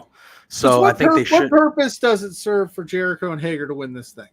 It doesn't. If Sammy's out and Proud and Powerful and Santana Ortiz want to be out, what are you holding on to? No, you're right. You're 100% right. So you're gonna bring in new people and make Inner Circle light. I hope not. I hope not. Yeah, just let them win, and they don't even have to win clean if you want to have. But it seems like the crowd is behind Santana and Ortiz, so I think you have to roll with that. I think you need to roll with. But this fight should be dirty. It should be nasty because it's essentially a gang breaking up. Yeah. So hopefully, there's a lot of emotions behind it, a lot of history behind it. There should be more of a, knockout, we've been on record here saying that we think the Inner Circle should have disbanded months and months ago with the Pinnacle stuff. So this should, I thought last night the team meeting should have been the end of it. It seems that it's going to continue for a little bit longer, but I think this is a group that has needed to go for a while now. Just break it up. Let Sammy go be a star. Jericho and Hager can stay together as buddies if they want. That's fine with me, but Santana and Ortiz need to go in the tag division and kind of make some way, move up the ranks. Sammy's already the TNT champion. He's becoming a star before our eyes. Let everyone kind of go their own way. That's at least how I feel when it comes to that. All right. Next, we get the first of two big debuts that we saw. We see Trent Beretta and Rocky Romero, Roppongi Vice, in the back getting interviewed by Tony Schiavone. The Young Bucks show up. They say that they are fighting. This was supposed to happen a few weeks ago, but COVID got in the way with Rocky Romero, unfortunately. It is happening this Friday night. We are going to get – these guys have fought each other numerous times over in New Japan, Ring of Honor, all sorts of places. But we're going to get on Rampage, Roppongi Vice versus the Young Bucks. That should be excellent. Those four know each other very, very well, so I'm expecting a really, really good tag match on Rampage. Adam Cole comes up from behind during this interview and attacks Trent and Rocky. And as it looks like he's lifting him up to potentially maybe give him what the hell is the move that he calls it? Panama Sunrise onto it looked like he was in. Adam Cole just smiles and he goes, "Hey guys, look who it is." And you just see come in frame. He has the black leather jacket on, Switchblade, Jay White. And he turns around and he looks at Nick Jackson and he goes, "Nice earrings." And he just kind of takes off. Nice, short and sweet. But the Switchblade, the Forbidden Door, has opened. That was the announcement that Tony Khan was talking about, the Forbidden Door. Switchblade Jay White from New Japan Pro Wrestling. Oh, I'm going to let you talk first. New Japan, and he's been in Impact a little bit recently as well. That's a big get. That's an awesome signing. He has history with Omega. He has history with the Bullet Club, the Bucks. It makes perfect sense since he's over here in the States. Astrid, tell me how you're feeling about the Switchblade entering that Forbidden Door and it looks like he'll at least be around AEW for a little bit. They didn't give him the All Elite signing thing, but I'm expecting him to be here for some sort of program. How you feeling about Jay White? I just wanted to faint when I saw him. I saw that jacket, and I just wanted to pause him. There's no way that's him. There's no way. I love the jacket, first of all. That was amazing. But just like me, I can't wait to see him in the ring with the Young Bucks. And what if it's teaming up with them or against them? I really don't care. I just want to see him on TV already. But yeah, I'm so excited to see him. I've been wanting to. I don't watch like New Japan like that, so I'm being excited to like see him with people that I know, like the Bullet Club. And I seen clips here and there from Impact, but I'm excited for him in AEW though. Pluggo? It looked like you wanted to say something there. No, I was just listening in, but yeah, no, people sleep on, like, everybody says MJF best heel in the business or Baron Corbin best heel in the business, but Jay White is, like, without a doubt one of the best heels in the business, up there in the conversation. It was a weird thing. I'll say this, that was a weird way to debut a Jay White caliber debut in a backstage kind of quick segment. I did like how the Young Bucks kind of tied it all together later and was like, you got to kind of let us know when you're doing this, Adam. Which again kind of furthers that divide. And I love that Matt Jackson was just kind of like, I don't even know what's going on here anymore. Kind of like even him as an EVP has no clue who's showing up. And it's just running wild, and you never know what's going to happen. But it's cool. It's exciting. There's so many new matches that are opening up for the possibility with Jay White, so I'm excited for that. I mean, I just get excited. I know people are like, oh, it's getting too bloated, and we've said it. There's a lot of talent here. If they can figure out how to navigate that and kind of figure out ways to get around so much talent and get everybody shine, this could be awesome. This could be huge. Jay White is a top of the card type of guy. And he ain't the only one that debuted last night on Dynamite, because the very next segment was the Face of the Revolution qualifying match. We had Isaiah Cassidy and his opponent debuting and signing with All Elite Wrestling, the Limitless One, Keith Lee. Got a huge pop.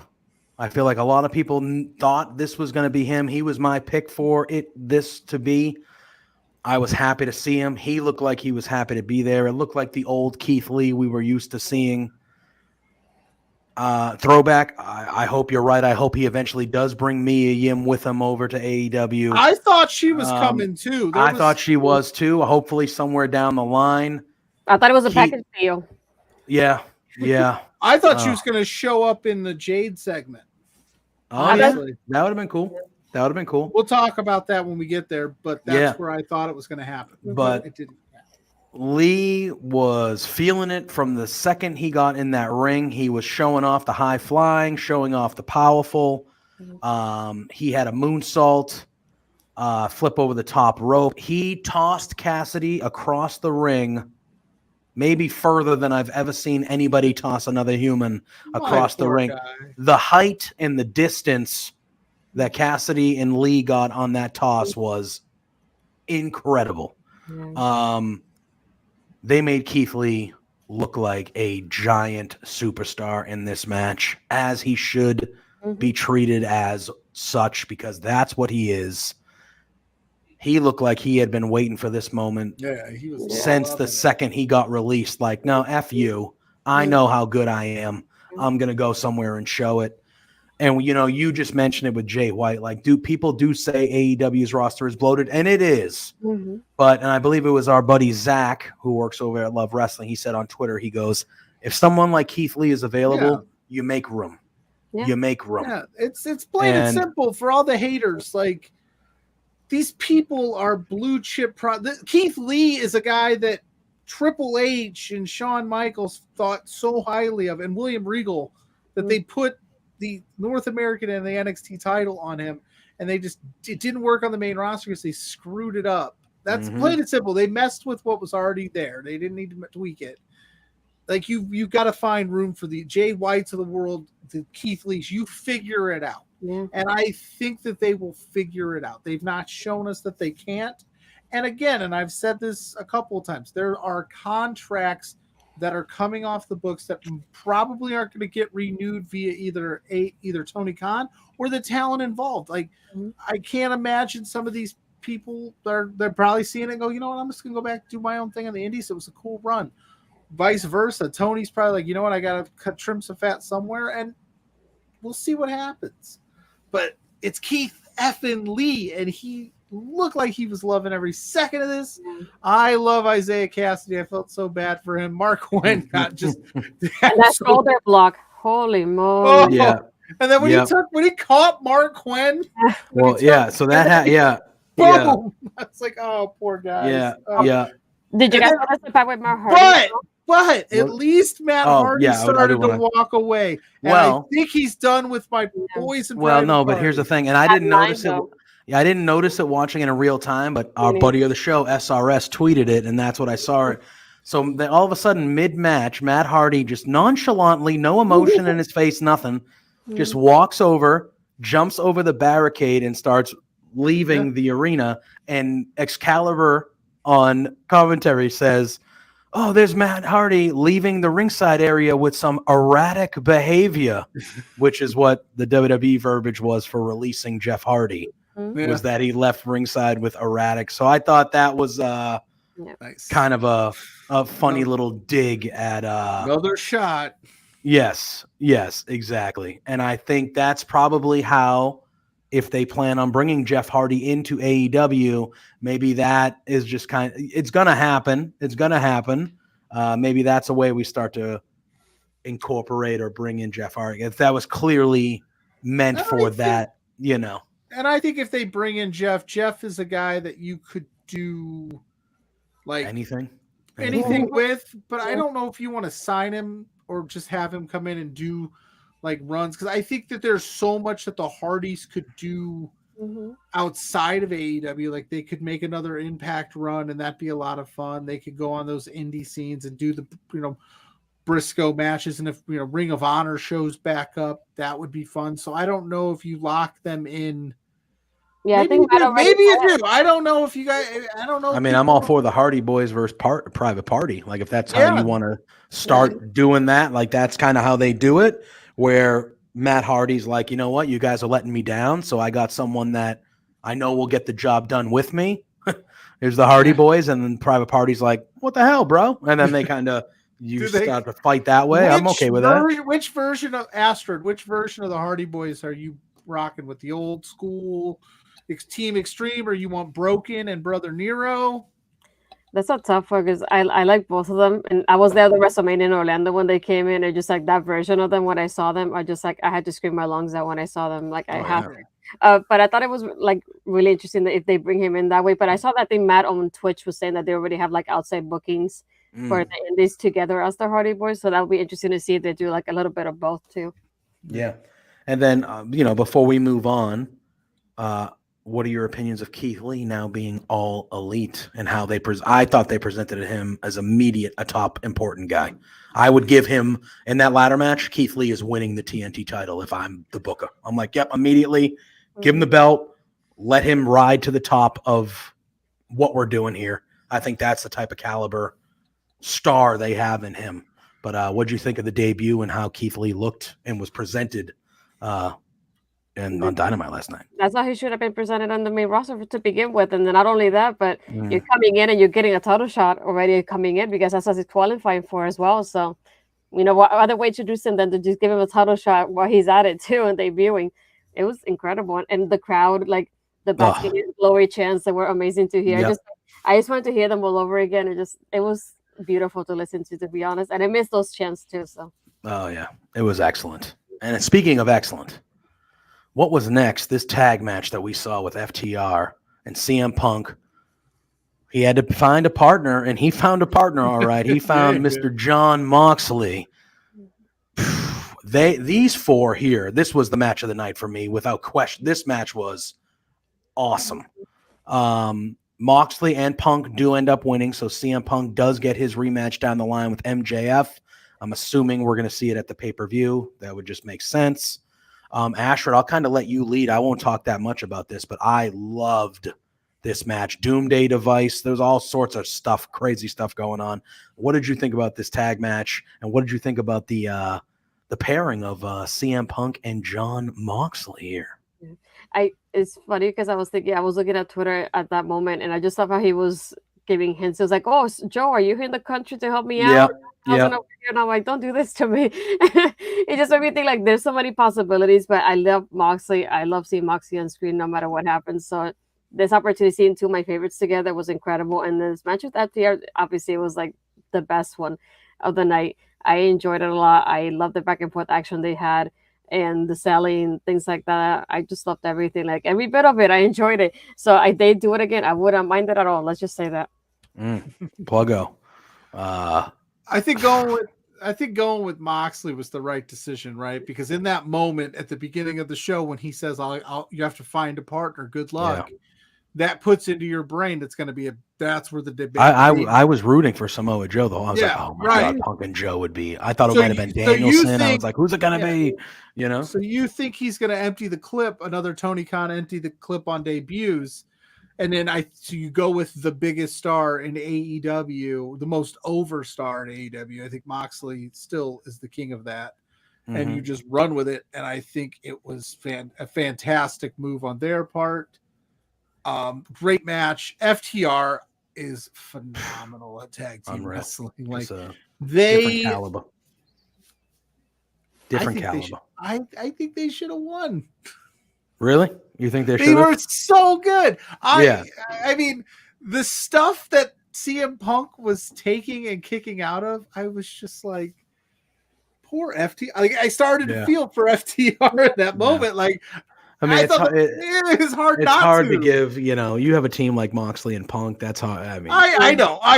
You know, I'm just saying in the terms of like, I knew like Moxley and Punk, you ain't losing unless it's some crazy shenanigans. But FTR showed out for that.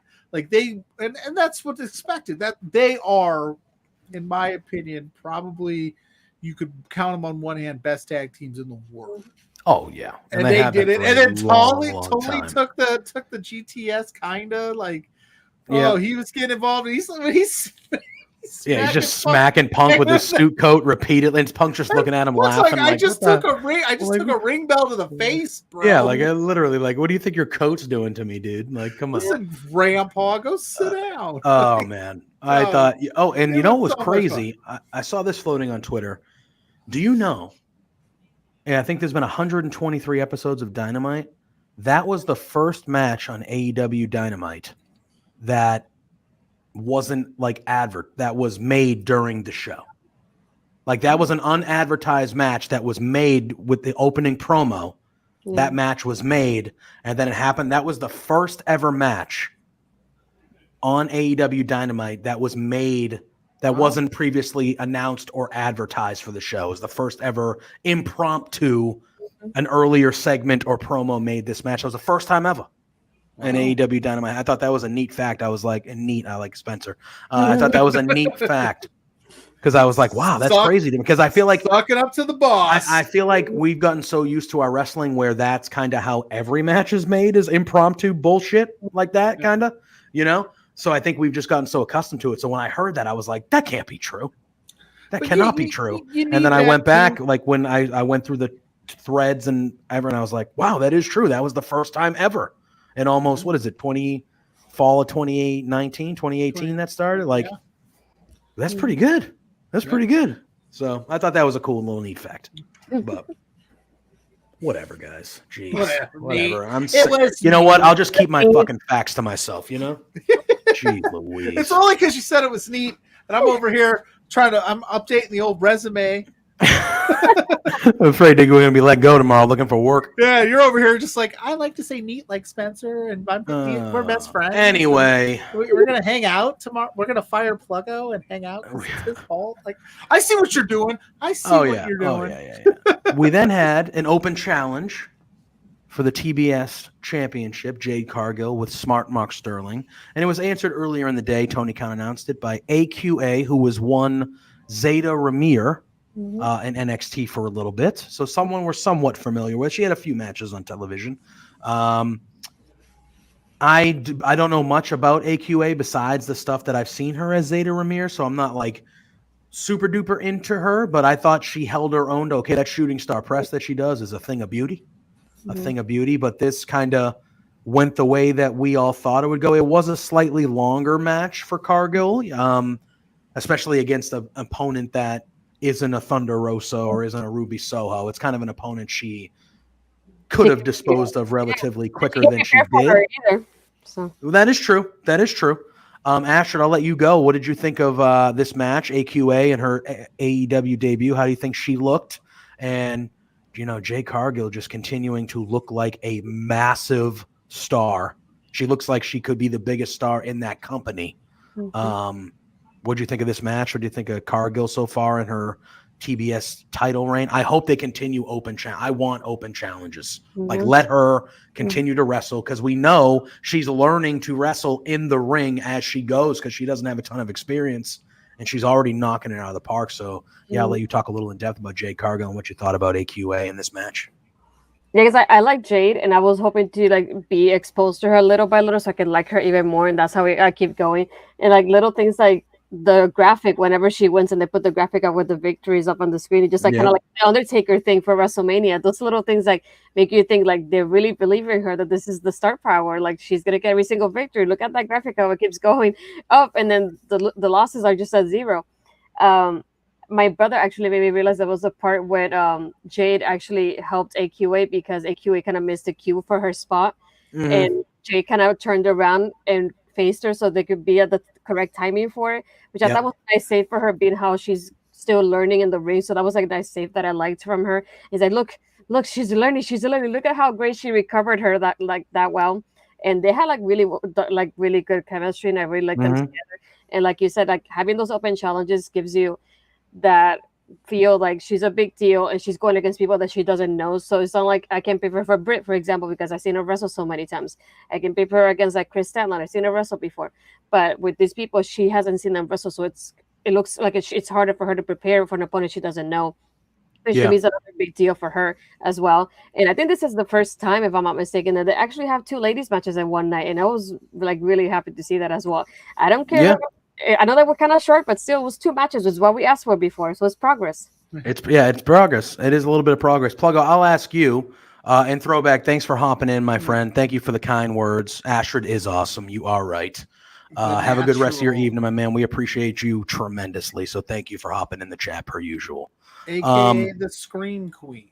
The Scream Queen. Yeah, She's the natural. got a bunch of names, She's got a bunch. She got multiple I names. That's how good Alex, she is. Okay, I told Alex next time I'll be here, I'll put the name because of him. So there you go.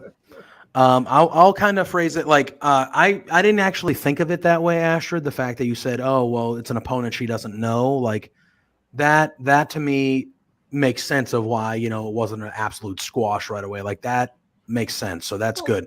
Pluggo, I'll ask you. I did see some people on Twitter saying, "Hey, what about some of the female talent that's already in AEW that we haven't seen? Like, why couldn't it have been?" I'm just gonna throw. Where's Diamante?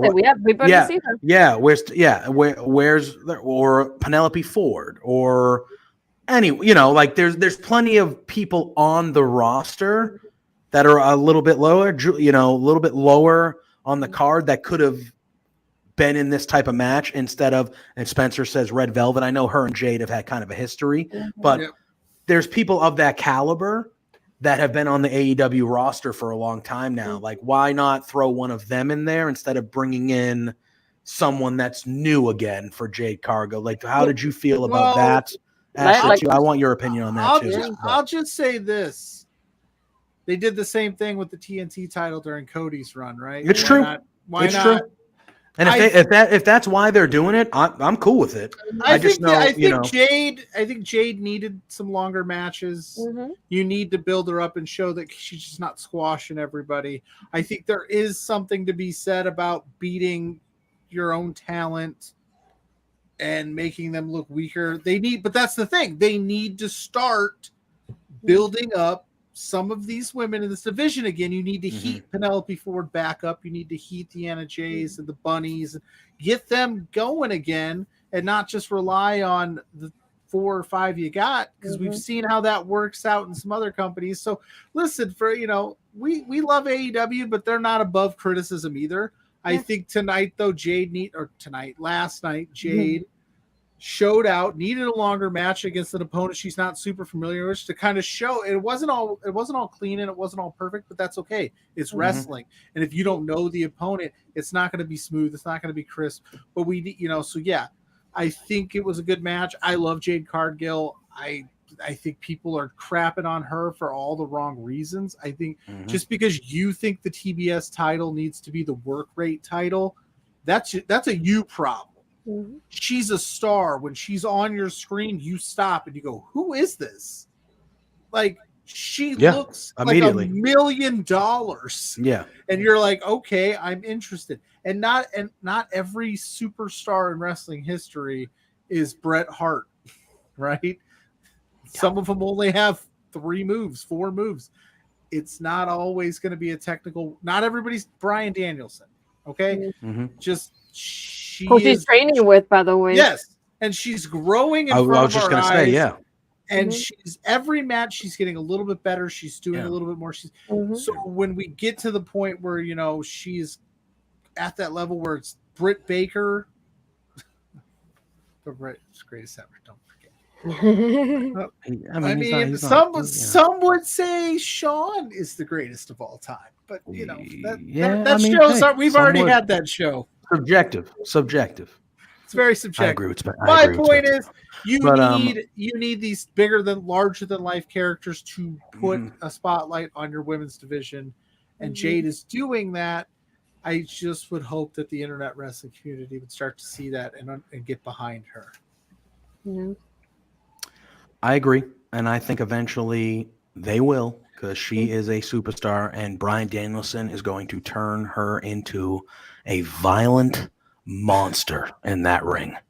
And yeah, she ain't going nowhere. She is not going nowhere. And she will be the biggest star in that company at one point. She's already going mainstream. Yeah, she's already going mainstream. Like, she will at one point be the biggest star / one of the faces of that company. Like you said, Pluggo, and I know Ashford agrees, like, she looks like something we've never seen before in professional wrestling. Just her presentation, the way she looks with the hair. And she's only 27 matches in. Yeah.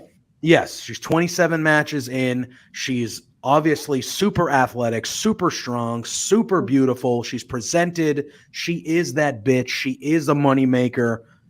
She's going to be the star of that company. And whether you like it or not, like, that's what she's going to be. So I don't know if you guys have seen it, though. They're already, like, she's already posing and doing stuff with Fancy by Rihanna, just like Bianca Belair is in WWE. So it's like, those other girls, they're going mainstream now. This is how they do it. Yep, 100%. 100%. Yeah, I think we're all in agreement. And Sean, thanks for hopping in there, man, all the way from Glasgow, Scotland. We appreciate you. Thank you for hopping in the chat and being part of the show tonight. Yeah, man, she's just imagine what she's gonna be 47 matches in. Yeah, exactly. Or 67 matches. Exactly. Like, it's gonna be. Just enjoy the ride, guys. It's scary to think about how good how good she already kind of is being presented and is. It's scary to think about where her potential goes. It might be unlimited. I'm going to call it now. She might be the one that dethrones Britt. If it's not Thunder Rosa, Jade, and then you put that TBS title onto like a Serena. Then maybe you make that the Serena Deeb work rate, whatever. But Cargill's going to run that shit for a while, 100%. Yeah. All right. Then we did get a second women's match right after. Like Ashford said, it didn't last long, but the vibe is what I like. So Serena Deeb comes out. She cuts a promo. And she says that she's having a 5-minute professor challenge where she's going to go against a rookie, and she's going to put the clock on at 5 minutes. And if she can't, I don't know if she put anything on, but she said she should be able to win the match in under 5 minutes, basically. Yeah. And this match, she fought, I believe the name was Katie Arquette, I believe. Yeah. She beat her in 1 minute and 2 seconds. So real quick. Just dismantled her, as we've kind of seen Serena Deeb do recently. Is she's just no holds barred, just technical, violent, submission based, like just destroying people. Mm-hmm. I really like this gimmick. I hope they run with this gimmick for a while of her just beating the shit out of people, like jobbers, basically, until her next feud, whether it's Sheeta coming back again after what happened at the end of their last match or somebody new. But I really like the Professor gimmick and just kind of dismantling people like that. Astrid, what did you think of this? You know, obviously the match, there isn't much to talk about, but what do you think about this Serena Deeb character and hopefully the first of many 5-minute Professor challenges? Yeah, I think it's interesting because I don't think I've ever seen anybody do some type of gimmick like that, like Serena's doing, and it makes it interesting already as it is. And not only that, but she's gonna keep winning. So what is that momentum gonna land? Is she gonna go against Jade or is she gonna go against Britt? Which route are they gonna take when it comes to that? That's the other part that's interesting to me when I think about it, because either one I would like to see her face. I don't obviously. Well, hopefully she's not going to win the title because we have Britt and Jade having like the great futures and they have things planned out for them. But to see her against either one of them, I think will be a great match to see either way.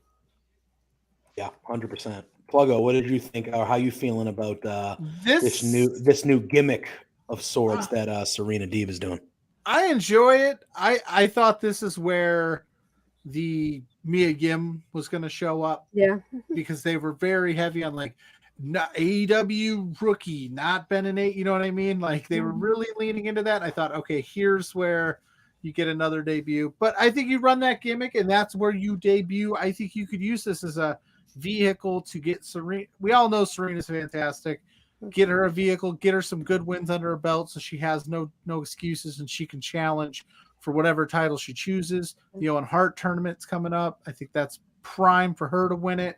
But yeah, you could use this as a vehicle to debut somebody. Okay, I'm sick of you beating these rookies in under 5 minutes. Here I am. Like, let's go. Yeah, where's Taya? Yeah, Mia, Taya, somebody. Like Taya, that would be so much fun. Give me that. Oh, yeah. But yeah, so that's where I'm at with that. I thought it was fun. I know people on the Twitter sphere were complaining it was a minute long, which yes, that wasn't ideal, but I think it's setting up and building towards eventually these matches are going to be closer to the 5-minute mark, and then you're going to use it in, because I don't think you run this gimmick for 6 months. I think you run it for like a month or two, and then you build up to a bigger feud. And like you said, Sheeta comes back, and you can go back to that. Or I don't want them to go right back to Sheeta when she comes back, but they probably will. Yeah, they love that match. It's a great match. I mean, it's it's always a good one. Great match. We then get to the main event of the evening, and the main event of the evening was a Texas death match for the AEW World Championship. Adam Hangman Page defending against Lance Archer. This match started backstage. They didn't even get through the entrances. They start brawling. It was as expected. A brutal contest. Both men bloodied. Pluggo, I'll let you kind of dive into what you liked most about the match, and then we'll slide it down to Astrid. But talk about what you thought about this Texas death match, this main event of Dynamite, which we did see Hangman retain. We'll talk about the match first, and then we'll talk a little bit about the aftermath and what looked like to be setting up the next challenger for Hangman, and then we'll get out of here. But what did you think about this Texas death match main event? It was fast paced. There was a lot of quick action. They didn't give him a ton of time, so they had to fit a lot in. But I mean, this is what Lance Archer does, right? Like he's so good at these things that it sucks that he always seems to lose in the big spot. I know he beat Moxley in the Texas death match, but I mean, you put him in the AEW world title pictures and he loses them. But I mean, Page played it well. He had to fight off Dan Lambert and Jake the Snake Roberts is out there. Lambert, that was a really nice touch. Lambert, though, I will give him credit, taking the top rope off to eliminate the buckshot Lariat, because in a Texas death match, for those that don't know, it's knockout or 10 count or submission. Sorry. So 10 count or submission. That's what you're not winning via pin. So if he gets knocked out via the buckshot, he's out of it. But then, of course, Adam Hangman Page pulls. I don't know what the ref was doing. I watched it back and I was like, is he tying his shoe? Was he moving something, or did he just do it? And Hangman flips over him, buckshots. But it was bloody. It was brutal. Yeah. That spot that Page took on the steel steps. Oh my God. Yeah. That was the moment of the match, man. I was like, oh was like, goodness. no. You felt- I was like, that's your world champion. Yeah, that could go Cole. bad. That could have went bad. But Archer, no, that was a and then dominant he's spot. stabbing. Yeah, he's stabbing him Paige with in the face. He's oh my licking God. the fork. I'm just like, this is like Lance Archer plays the part of like, I'm in this shit and I Yeah. don't care. I don't Yeah. care if that is your world champion. I live this. I'm killing that man. And Yeah. sometimes I think he doesn't know what he's doing there. Yeah. Not Oh, in my a God. reckless way. I don't think he's reckless. I'm not putting that out there. I'm not saying Lance Archer's a reckless wrestler. No, he just plays but up the part. he makes you believe that he's gonna kill somebody. And Yeah. it's perfect. And Hangman pulls it out and Yeah, Here well, comes- I want to add, Well, I want to lead into the aftermath All with right. Astrid a little bit. All I do right, want all our right, opinions of the all right. match, but after Hangman wins, just a brutal affair.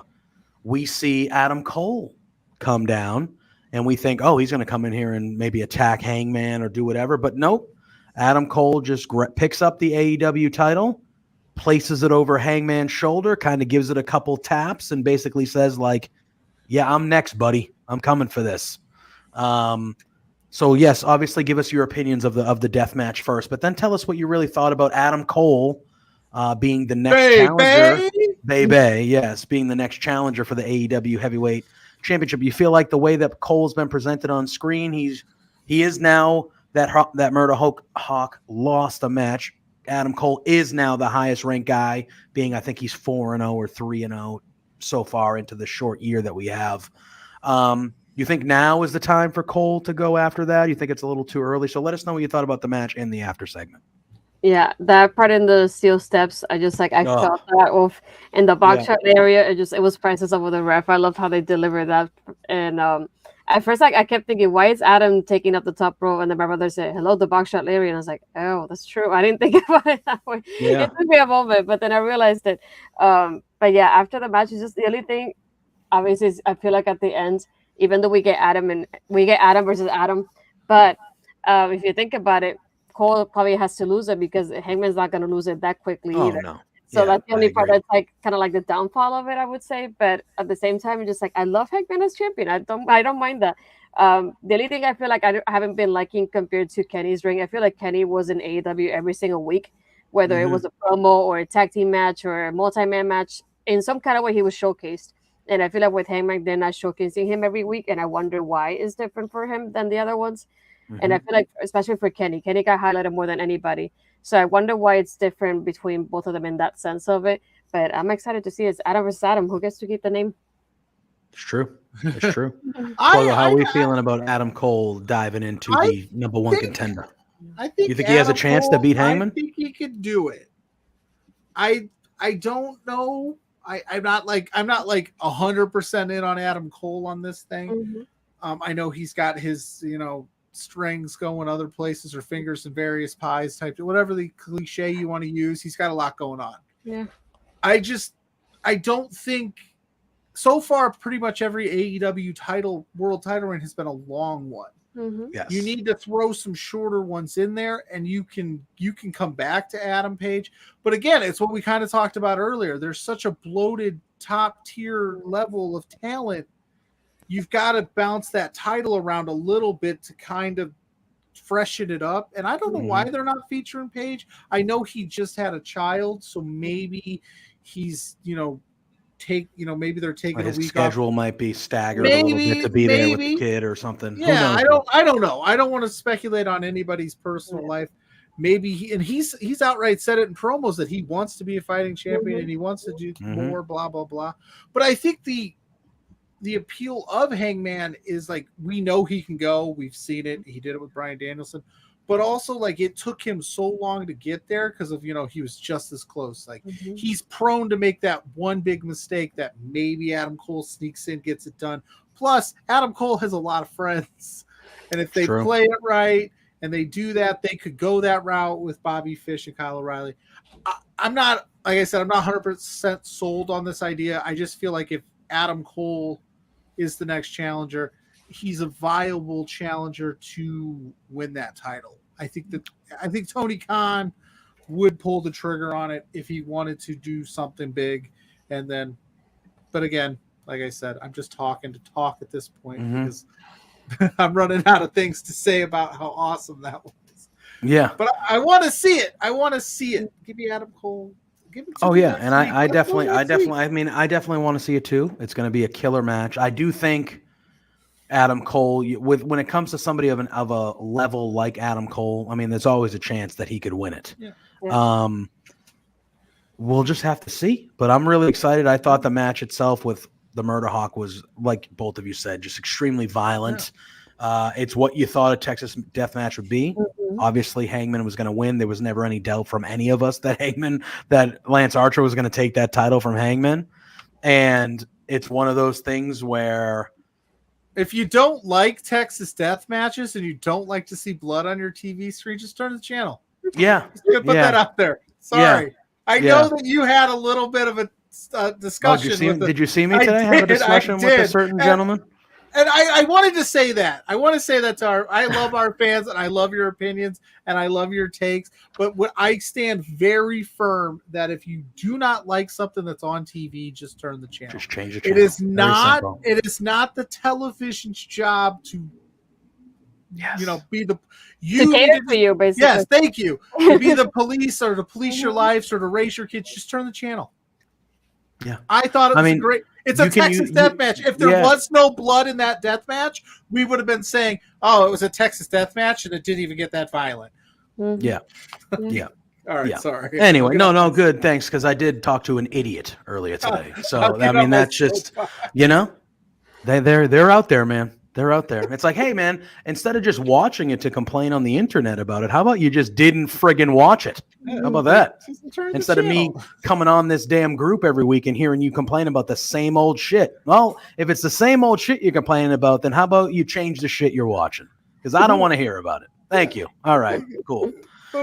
Not everything that we, just in general, guys, not everything that we think up here needs to come out of here. It'll do a lot of people some good if you knew that a lot of the things you think about up here, you probably shouldn't say with your actual mouth because it makes you look fucking stupid. Okay, anyway. That's my gimmick, bro. Yeah. Well, there's a way to do it like as part of a gimmick in a way where you're real and it's like, okay. This is real life. Yeah. But anyway, Astrid, plug your shit before we get out of here. And then we have some news right before we leave. But let's all plug our stuff. We'll go through the last couple sponsors here, and then we will make a mini announcement of sorts, and then we'll get out of here. So, Astrid, where can the lovely people find you? Should I go with the list? And I'm kidding. I have NXT on Tuesdays with Ed, and sometimes Cody. You have my series Astrid Asks is on YouTube and Twitch if you want to go rewatch it. I got the shirt. I gotta beat you guys with the shirt. I'm sorry, but my shirt's on there, so go get it. Why not? It is true. Go get her shirt. And when I'm not here, I'm on my Twitter, which is Astrid Bazaar, which is usually there anyway. So there you go. Yeah. All right. Very good. We love your shirt. But come on, we're blowing the budget. We're blowing the budget. You got to pay us back. But no, if you're going to go there, if you're going to What a Maneuver right down here, .net/collection/love-wrestling-ca, buy our stuff, but buy the natural stuff. It's a good shirt. Buy her shirt, buy our shirts. We need it to probably save our jobs. So help us out. All right. And then the Love Wrestling merch is Love Wrestling merch is also excellent as well. You can give Spencer some direct. Yeah, there you go. Astrid's wearing one. We got the Sunday brunch mug. We got some stuff. Help give Spencer some money back so he might let us keep doing this show because we really enjoy doing this show, despite Pluggo's constant habitual line stepping. This week was an honest mistake. Line stepper. He's a habitual. Habitual line stepper. He crossed the line, and sometimes I gotta slap him back over. Slap him. What the five fingers say to the face? Slap. That's what it said. They're gonna say you're fired. Pluggo, I know you mentioned earlier, but yes, plug some of your stuff. You've been writing a little bit for Love Wrestling. Spencer has been kind enough to let me kind of like exercise this little writing itch that I've had. I used to do a lot of it, and I'm kind of getting back to it. So I wrote a preview of Warrior Wrestling 19 that is Saturday night at 7. It is stacked. Thunder Rose is going to be there.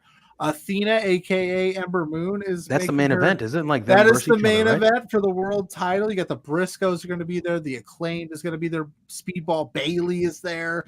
Big card. It's a big card. massive card, and we're rating the friends at Putting You Over. So please go click on that. It's on all of our socials, Between Two Beards, Yep, my once we- socials. Mhm. Show Spencer again that you love us. You want us around for future shows, future articles, that we don't get fired tomorrow. I have a feeling there's going to be an email shortly, but yes. Oh, it's already in the inbox. We got it mid-show because I saw my notification pop up on my phone. So thanks for that. Oh. But no, go read his stuff. I actually read the preview of the card today. It's good. The last one he had, the power ranking for the Women's Rumble, was also good. He's not going to put himself over that much, but he's good at writing. He's good. I'm not writing. allowed to push buttons on the show. Yeah, but so go read his stuff. Go support us Thank here at you. Love Wrestling. Yes. You can find me at Joseph_Poulin Jr. right there. You can find me here every Thursday, hopefully continuing, except next Thursday. If we do have a show next week, I'm just going to warn the people, I'm going to be away on vacation next week. So Pluggo's going to have the reins by himself. So Spencer, if you want to suspend us for a week, next week would be the week. But if not, Lord help us all, because Pluggo, I know he has some plans, but Pluggo is running the show next week. So hopefully when I come And back Astrid from is vacation, coming on. there is She's actually helping me still a out. show. All right. Well, all Astrid's right. So going to help Astrid me will out. be back so here it's not next a week to mess. help out as well. No, it's not gonna be a You can mess. also find me starting next week. You can over on Fightful Overbooked with our pals in Fightful. Should have a little show debuting next week with the boss Spencer Love and Joel Pearl over there called The Botch, See, they which can't I'm very fire much you. looking forward to. I mean, Love Wrestling can. At least I'll, I might be able to keep the lights on, hopefully. Jesus, Pluggo. But anyway, yeah, go give us a follow over there. Follow us here at Love Wrestling. I want to thank RK Athletics, another one of our great sponsors. You can find them on social medias at RK Athletics 1. Our buddy Rich over there is a fantastic dude. He does fantastic work. I know Spencer's been training with him. He's really good at what he does. And even if you're not from that area, he does virtual as well.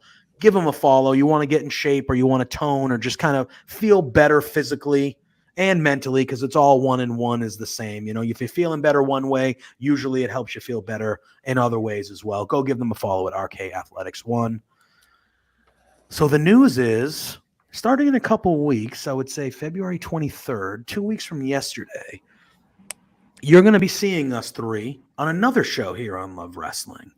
We're gonna iron out the finer details. I'm sure you'll see some more announcements in the coming weeks on social medias with a name, a logo, and stuff like that. But basically, the three of us every Wednesday, we're going to be doing Wednesday night watch-alongs for AEW Dynamite. The Weekend Elite Report, I was doing that with Matt. Matt has stepped away from Love Wrestling to pursue some other things. Still a friend of the show. He'll be in the chats. We'll have him on our Love Wrestling stuff as much as we possibly can. We love Matt, the franchise, but he had to step away to kind of focus on some things that he wanted to do. So the Weekend Elite Report is no more, sadly. And I am an AEW guy, as you can tell. I think all three of us here are AEW people, and I thought, obviously, I put up with Pluggo enough that I can put up with him. And I want to work with Astrid as much as I can. And I know Pluggo feels the same about Astrid as well. And I thought us three, we have a good rapport on screen, so why not? So we're going to try something a little different, not a reacts to start. We're going to do some watch-alongs, try to differentiate from other platforms that do a lot of reaction shows and things like that, see how that goes for us. So it'll be debuting on the 23rd, so 2 weeks from yesterday. When I get back from vacation, we should have a name and more details in the coming weeks, but be on the lookout for that. But besides that, if we don't get fired. Exactly. That is And all. This is all. Speaking of which, thank you, Jeff Hawkins. Thank you, Steven Jensen. Thank you, Sean Ross Sapp. Sean Ross Sapp, friend of the, don't get me wrong, Jensen and Hawkins, awesome. I like their picks, but we've had Sean on this show 3 or 4 times now, and we always get a little nervous the week that we know he's going to be on. We're like, oh, Spencer's going to flip. Spencer's going to flip. But anyway, we got to get out of here. Stick on here. We're going to be rating our friends over at Putting You Over. So stay on here. Give them some love. Give us some love on Twitch. Give us a subscribe. Give us the thumbs up and the subscribe on YouTube. Ashford, thank you so much for joining us. She is the Scream Queen, the Natural. Follow her on all social media. Go. Yes. I won't be here next week, but until next week, us here at Between Two Beards, we'll see you then. Peace out. Peace.